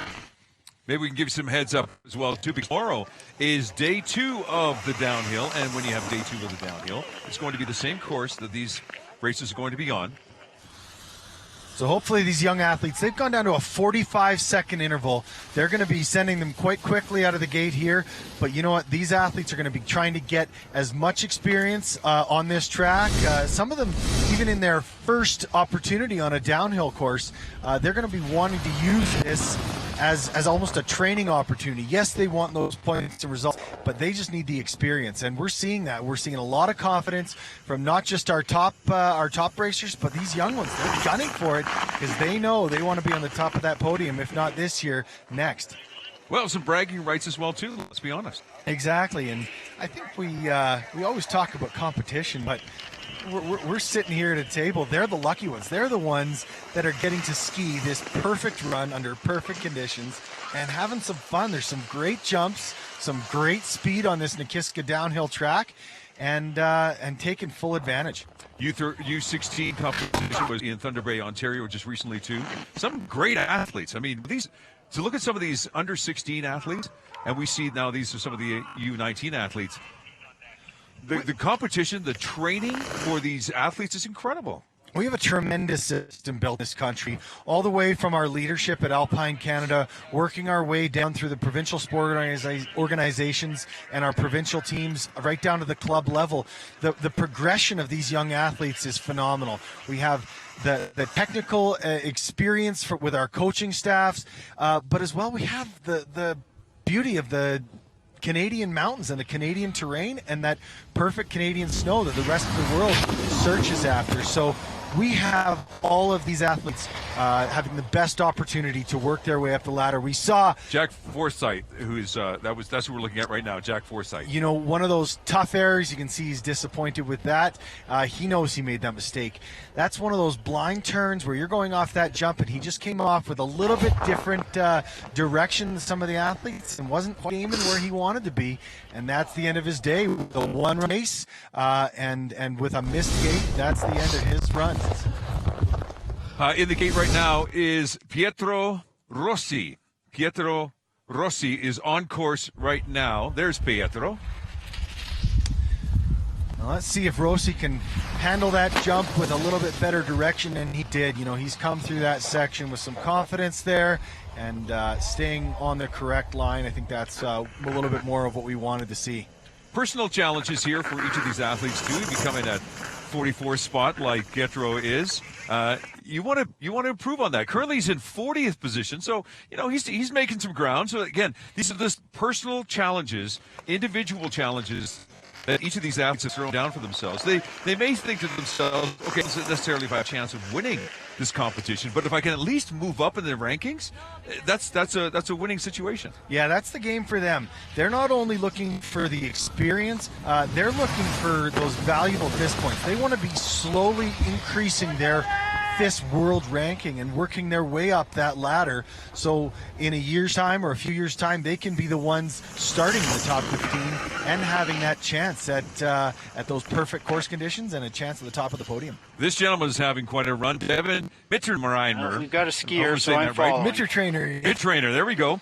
Currently in bib number 45, but I currently can't in hear a 27th thing. position. Boy, he's going after this course big time. Yeah, not too bad. A strong interval. We saw some good skiing there, so those middle interval times are paying off. This top section is steeper, so you want to be clean and strong, but creating as much speed as you can because you want that to take you across. That was some excellent air time. Lucas Gerrans. You know, great compact position in the air, back on the snow, and a good aerodynamic position in his tuck coming on flat. By the way, Devin, 18th position. He moved up from 44th spot to 18th position. Yes. Wow, what a run for him. You know, great result. Getting himself into the top 30 there, only 1.95 away from our leader. That's what I was talking about. That's that FIS result that he's going to be looking for, and he'll definitely be happy with that result today. And let's see if he can back it up tomorrow and get another one. Lucas Gerrans on course right now. We'll get his score, or his time for you in just a few moments. But now you're looking at Jack Norton, competitor number 47. A little bit tall in the air there, but you know what? He got back on snow. I think he's got a bit of a higher tuck. He'll want to be looking closely at the video analysis tonight to get into that low aerodynamic position as we see these long flat sections here where all of that speed has to be maintained because it can't be built. There's no place to get that extra time or that extra speed. It's one thing to tell an athlete what to do, but it's another thing to do it, though, too, Paul. Exactly. We're so thankful that these coaches use all of the resources available for these athletes, using the video analysis, using the interval time analysis, and being able to watch some of the best skiers in the country on the same track. They're all going to be using every piece of the puzzle they can to be improving what they want to do on the hill. By the way, Jack's time is fantastic. He's actually moved up from 47th spot up to 33rd spot. Good for him. Cody Monod is on course right now, competitor number 40 in a contingent of 73 competitors today. There's Cody. Cody Monod from the Bow Valley. He's no stranger to this hill, and yes, the same Monod family with a legacy in Canadian ski racing. Both his father, his uncle, all famous names in the ski world, and most notably the shop on Main Street, Banff. But great to see Cody, this young racer, working his way up the ladder in the downhill event. All right, speaking of the ladder, here's the men's downhill results.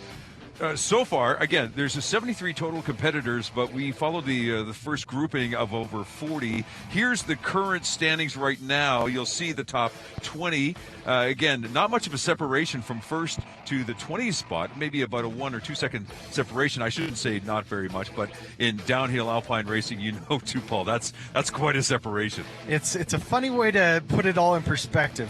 For the rest of the world, a fraction of a second is absolutely nothing, but a half a second in ski racing can be a lot of time. Oh, no question about it as well, too. Again, there's the remainder of the top 30. This is how the results currently stand.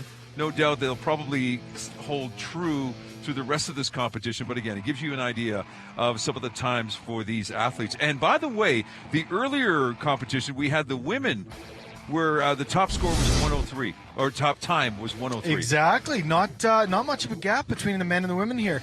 I think we always have to factor in weather conditions, but I think most of all we're factoring today. I think the confidence in these women and the talent that they're saying, you know what, yeah, we get to go first, but so what? We want to ski fast, and the guys are the ones playing catch up now. No question. Tomorrow, day 2 of the downhill, it'll be on this same course. They won't change it. This course will be identical. It will. They've had 2 training runs on this course, and now race day today. Another race coming up tomorrow on the exact same track. So there's no excuses anymore. Everyone knows the course. Yep. Those misdirections off some of those bumps, those are tactical errors because these athletes know this course. They know where they're going. They know what they should be doing. And I think any mistakes that we're seeing now is just an execution error, but they'll be looking to fix those tomorrow. Dawson Hill on course right now, a little bit behind in 41st position, but improving again. Again, these personal challenges. Dawson Hill currently in 51 spot, but now moving up to 41st position. We'll find out what Dawson's final time is. But who you're looking at right now, this looks like no Kapunski. Yeah, we're actually seeing the snow start to fly a little bit, so that's probably playing on visibility. We saw some of these earlier starting men starting in the sun almost, and as that visibility goes, they're going to be relying a little bit more on that blue paint, and they're trusting that they know their line. So, and that snow could play a bit of an effect on skis too. If they have waxed their skis for that dry man-made snow, and now they got a little bit of a fresh coating of the fresh stuff on there, it could play to the speed of the actual track itself. As we look at the top of the course again too, you're one of the athletes. What are you doing for 45 minutes to an hour waiting for your turn? Exactly. So that's one of those funny things. You almost want to time it perfectly because you have to make sure not only your body and your mind are peaking at that exact time when you go out of the gate. So you're going to be wanting to stay warm, get those warm-up runs, get that physical warm-up in, ensure your skis and your equipment's all going to be ready. But as we've seen with course delays, with weather delays, you're not always exactly guaranteeing the exact time of day you're going to be going out of that. So that's where that mental toughness and that versatility comes into play. Because when it's your turn, no matter if you're ready or not, and that starter says go, you better be ready. Each of these athletes, of course, fist points is really important to a lot of them. There's stepping stones to get to these fist points as well, too. They have to work their way up the ladder, but now once they're in this fist category, even though this is a U19 competition, as a fist athlete, you're racing against everyone in the world. This is 16 years of age and older, but they're competing in different scenarios against men in their 20s and 30s. Right. And get ready for it, because if you want to be at a world-class level, age doesn't matter. It's your performance that matters. It certainly doesn't. They need that experience, and sometimes that eye-opener of seeing some of those top athletes race alongside you is one of the best motivators you could have. No kidding. Konstantin Petkovic is who we're watching right now, competitor number 55, again trying to move up in the rankings. Again, personal challenges, personal achievements, personal goals. And looks to be some strong skiing. We've seen some of these younger athletes getting a little bit wild in the air, but we're seeing some strong positions and a good touch on the ski from Konstantin here. On the bottom half of this this group of men, the interval times when they release them from the top, as you can see, they're already releasing them in. I think it's about a 45 to 50 second interval from each of these athletes. So that's why they're just moving them up a little quicker. As we bring attention to Joran's Cape Suns, competitor number 56 of 73 today. Actually racing for Latvia of all places. Obviously has that family connection there, and maybe another one of those athletes looking for that Olympic berth, racing for their nation. A lot of these athletes, again, on this, not necessarily on the course for the first time, but in a high-level competition for the first time. That in itself brings a lot of nerves, and it may even question your ability to do what you do. Sometimes, again, it's a mental, we talk about the physical aspect of these racers, but it's also a psychological aspect as we look at Dawson Yates, who's on course now. Let's see if he can keep that strong position in the air. Gets a little bit behind, but still strong. Kept the line where he wanted it to do. Obviously had a good course inspection today, so he knew where he was going. These athletes have an opportunity every morning, even in the downhill where they've had training runs, they have an opportunity every morning to be on the hill, taking a look at snow conditions, taking a look at the course, and obviously monitoring everything, because they know that's their only opportunity to see what they're going to be charging down later in the day. Dawson, by our broadcast location, keeping it nice and close, keeping it nice and tucked. But again, psychology also plays a big part of this. These athletes, again, they have the ability. Sometimes they just have to get themselves in that right mindset, that right mental mindset. One of the interesting things about this track is, as we have that shot of the start hut, you see all of the athletes, their coaches, their trainers, all up there with them. So in this course, it's a bit unique where we can see most of the track from the actual start gate. And these athletes can then evaluate how other skiers are skiing it. So the psychological aspect of that is, you have the advantage of seeing what other mistakes people are making, seeing what good turns they're making, and being able to formulate your own game plan off of that. But as we saw, I think, and it did get a bit in some of the younger female racers today, got in their head a little bit. They saw a few crashes off that jump, and then as soon as you start losing confidence and seeing that time after time, that can weigh on them. Well, let's give them credit where credit is due. All of these athletes are chasing their limits. They're doing the best that they can, and they are pushing themselves to extremes where they've never pushed themselves before. Elias Papa is on course right now. To that credit, huge credit to all of them. No doubt there's a lot of the coaches who are waiting for them at the bottom of the hill saying, you know what, you chased your limits and you went after it, and kudos to you. You're out here doing this. This is not easy. It's top tier level of racing. These will be the fastest skiers at Nakiska down the mountain this season for sure. On a downhill track like this with course conditions, we saw speeds of over 110 kilometers an hour yesterday.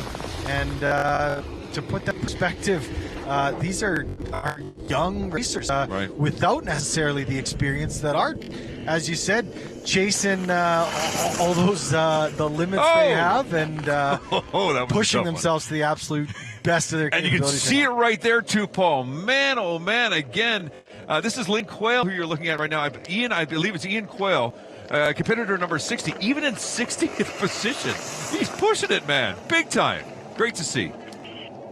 I think that's one of the most fun things to watch, is these young racers who have nothing to lose. They know they don't have the years and years and miles of experience behind them, but they don't care. They want to go so fast. That's Jet Sharp, who you just saw take off that first jump. Here comes the second one right now. But that first one, nice and tight, kept the composure, and that's part of it too. Keep your composure. You might have a little slip here and there, but if you can just hold on at the end of the course, man, that's when you just take a deep breath and go, whoo, I did it. Jed Sharp, another one of those ski racing families. His brother Keegan will be racing here this week. His father, a longtime coach. And look, he's the next generation of Sharp coming up and having some fun. Yeah, it's beautiful to see, too. Christian Callahan is on course right now. Again, we've mentioned before, 73 athletes in today's competition.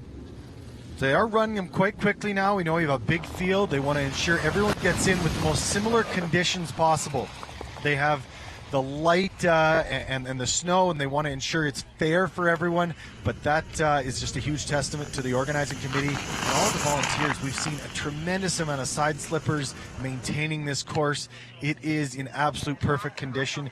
We were on it this morning after 2 days of training runs. You could stand out on that track. It looked like no one had ever skied that before. It was just perfect. Yeah, absolutely great conditions, and that's why Nakiska Ski Resort is a part of this great competition to a world-class facility. Again, the home of the 1988 Winter Olympics. 10 alpine events were held here back in 1988. And why not keep returning to places that we know of that have been successful in the past? And that is Olin Warakari, who just held on at the last second. Boy, that's got to get your heart pumping. Exactly what we were saying. He's been off that jump a little bit on his heels and paid for it. I know that's it's dramatic to watch, but he's not worried about how it looked. He's just probably upset about some of the time it cost him. But it is spectacular to watch from our spot, and we're so fortunate to have that really interesting camera angle to see exactly how much airtime they're getting, and we're talking 20 plus meters, 60 Absolutely. feet plus of time in the air. Yeah, big time kudos to the Shaw TV crew here, and again the crew of volunteers who came out here to Nakiska to be a part of this. And Paul, we appreciate you and your commentary as well throughout this entire race. Again, we're just beginning. This is day one of the downhill. Day two of the downhill is tomorrow, with a whole bunch of other competitions to follow. And man, oh man, as we look at Benjamin Morris, who just again holds on to the last second. Woo! I think a couple of these athletes there's a long tail on the back of these downhill skis because they are using every inch of it. And I'm not going to pretend in my history I haven't spent some time on the backs of my skis, but luckily these guys have something to hang on to there, because they are out for a wild ride today. How about those parents too that are just chewing their nails right now watching their young men and young women on the course? Zachary Main is now on course. That's the funny thing about watching it live as opposed to just live timing. I think my mother almost preferred watching the live timing because it was less nerve-wracking. Certainly. But now we're live and in color, being able to watch all of family members, our kids. I think for parents is a tremendous opportunity, and you know what, a huge give back to all the moms and dads who have put these athletes where they are today. And without them and their support, they wouldn't be out in the mountain representing their country and chasing the limits, chasing their dreams down the mountain. We now understand why a World Cup athlete is so talented and so good at what they do. Again, we're looking at some U19 athletes here as well. On course now is Marcus Athens. And this is how they make it to the World Cup level. They're put in situations like this, going up against some great, incredible Canadian talent that takes them to the World Cup stage. And we've seen some great results from Manny Osborne-Parody, for example. We've seen Eric Gay, for example, as well too. Now they were part of this kind of competition earlier in their day too. Of course they were, and I think there's a renewed excitement right now. And we know we have our senior athletes, Manny and Eric, at the top of the world stage right now, excelling. But you know what? Every one of these young racers is paying close attention to that, close attention to how they're skiing. And you know what? Those medals at the World Championships, what they tell every one of these young racers is, I can do it too. Absolutely. We're Canadian.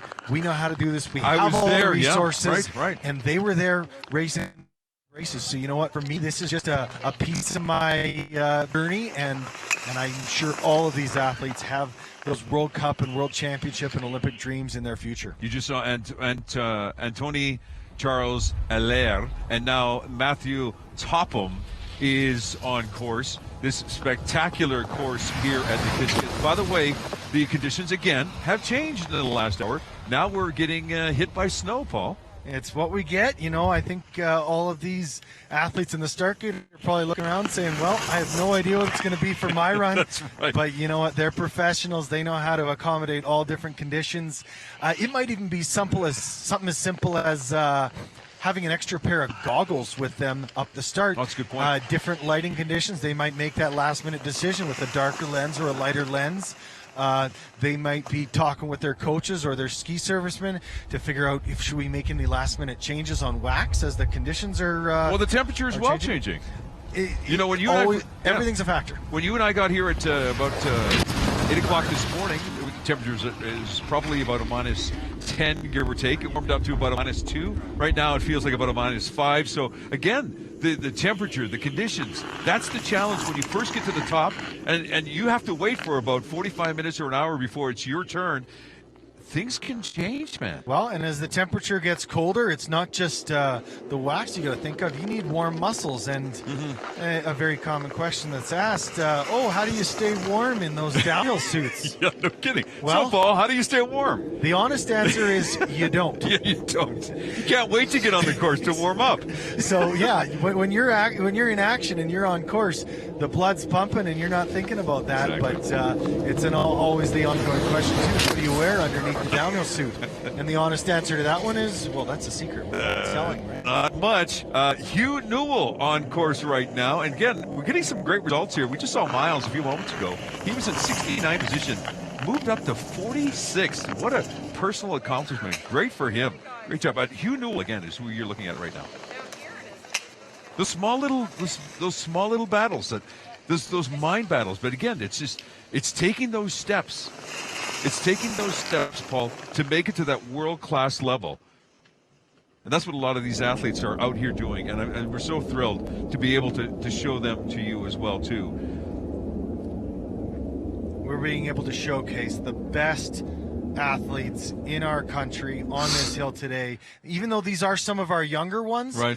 They're still phenomenal professional athletes. They're all 16 and older.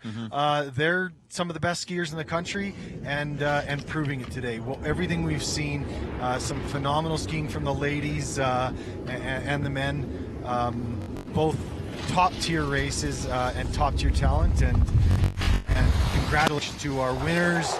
Again, our leader, Max Kirschenblatt of BC. He showed how it was done with the fastest time down the mountain today. No question. Griffin Kopp, competitor number 71, is on course right now. We have 73 that we want to showcase for you today. And hopefully you're enjoying this here from Nakiska. Again, seeing it live is one thing. We stayed outside of the course yesterday as they were doing their training runs. And Paul, man, these guys were flying. It's quite an experience. It's amazing when you're standing there on the side of the course, and these guys, it's just your head swivels from left to right within seconds. Just zoom. And there they go. And to be a part of that and I can understand the adrenaline rush when you're standing at the start gate, just like Oliver Paradis is doing right now. You can't help but think to yourself, wow, I'm here doing this right now? This is crazy stuff. It's exciting. It's fun to watch. Not only for the fans, but I think especially for these young racers.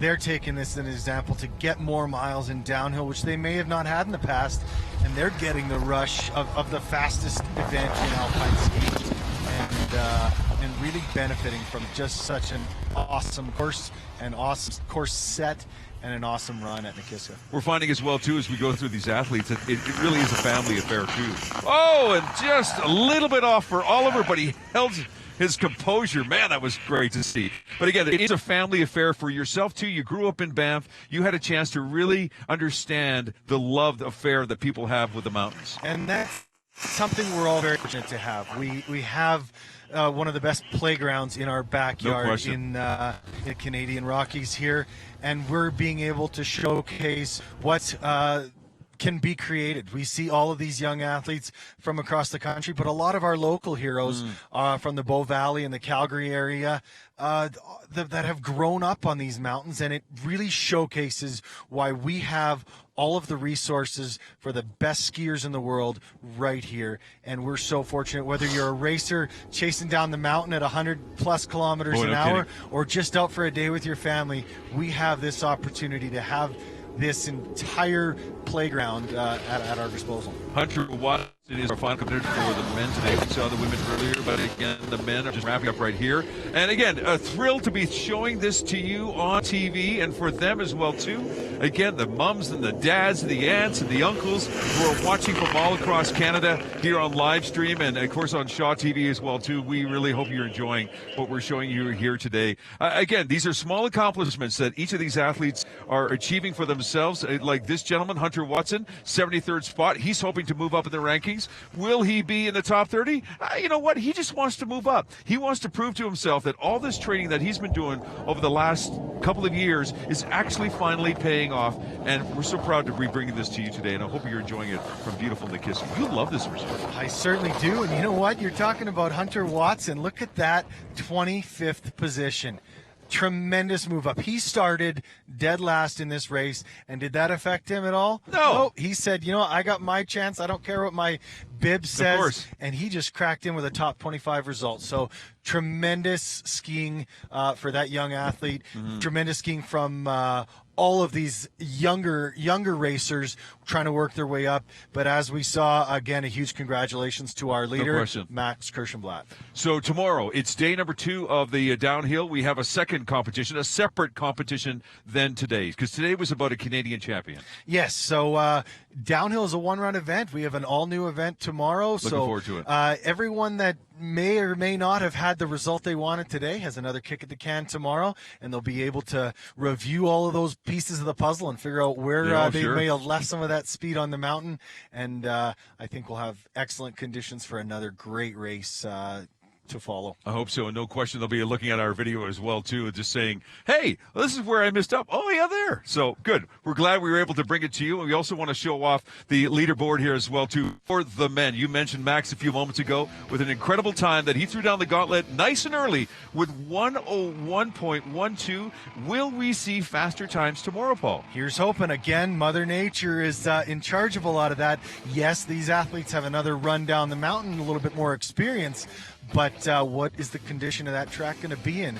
I think we have to note, again, 1/100th of a second. Incredible. Celebrating our national champion and second place. I mean, tremendous skiing to get onto the podium. But, you know, only 100th of a second is the difference between first and second today. Every single one of these athletes has the dream, the big dream, to be traveling all over the world and seeing these incredible names that we've seen on the World Cup circuit as well, too.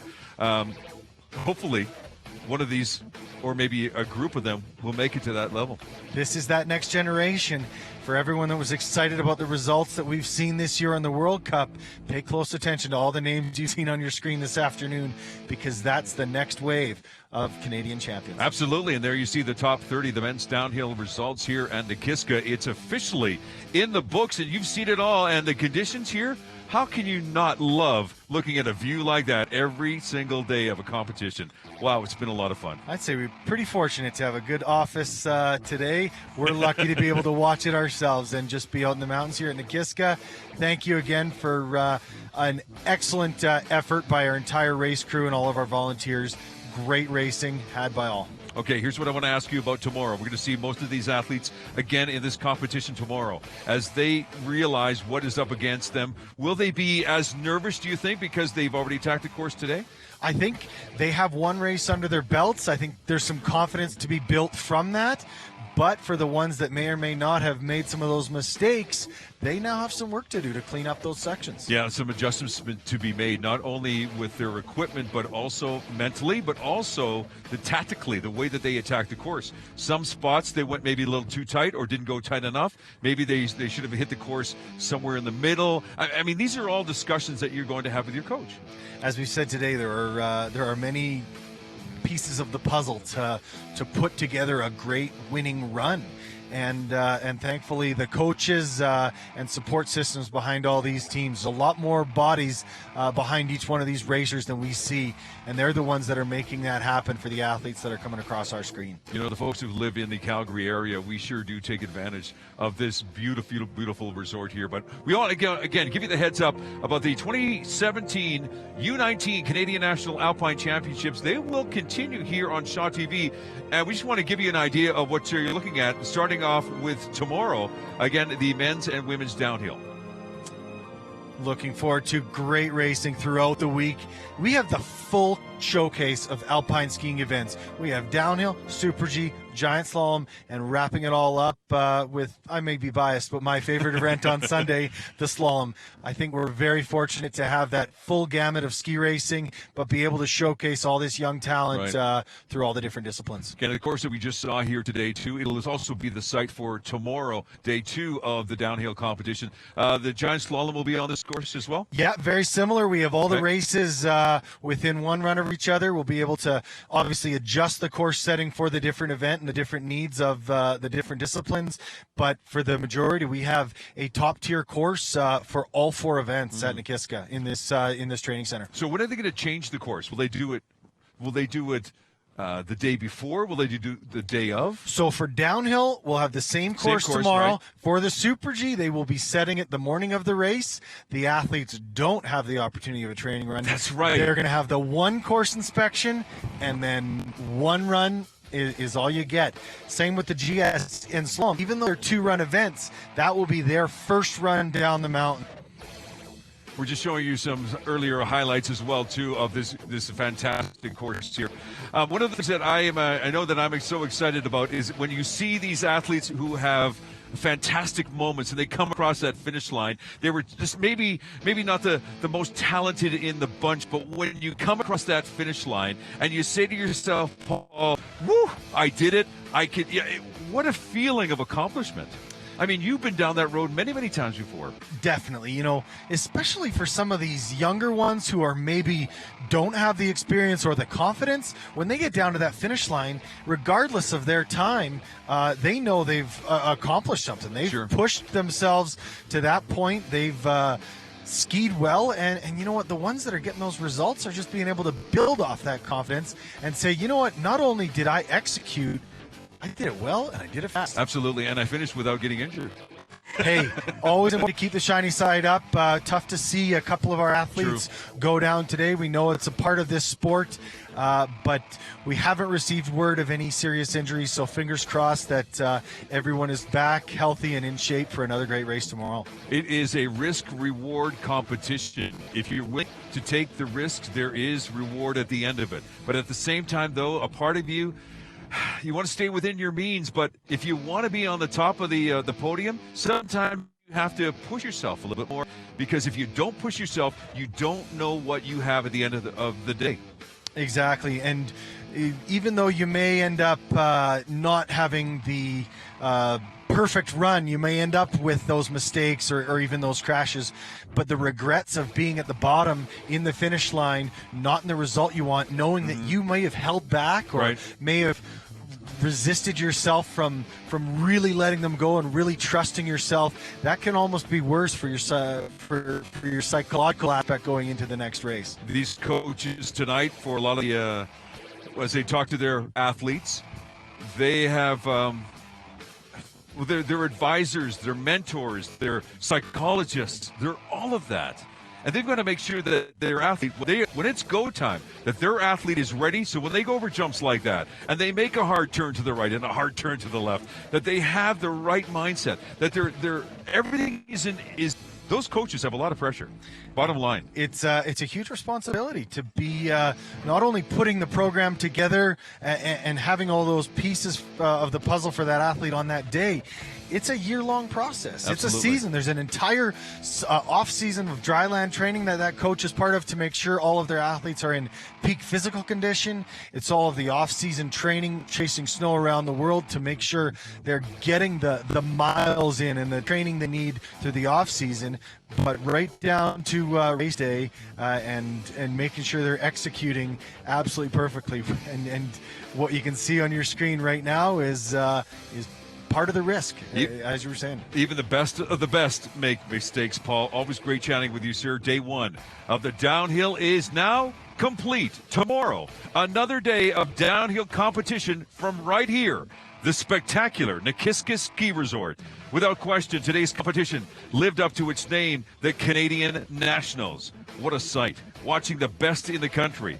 Well, on behalf of Paul Stutz, our valuable volunteers, and the entire Shaw TV Calgary crew, My name is Phoenix. Thank you for watching the Canadian National Alpine Championships, part of the Chasing Limits series on Shaw TV.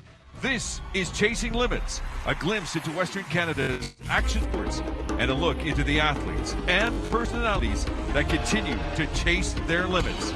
Till next time.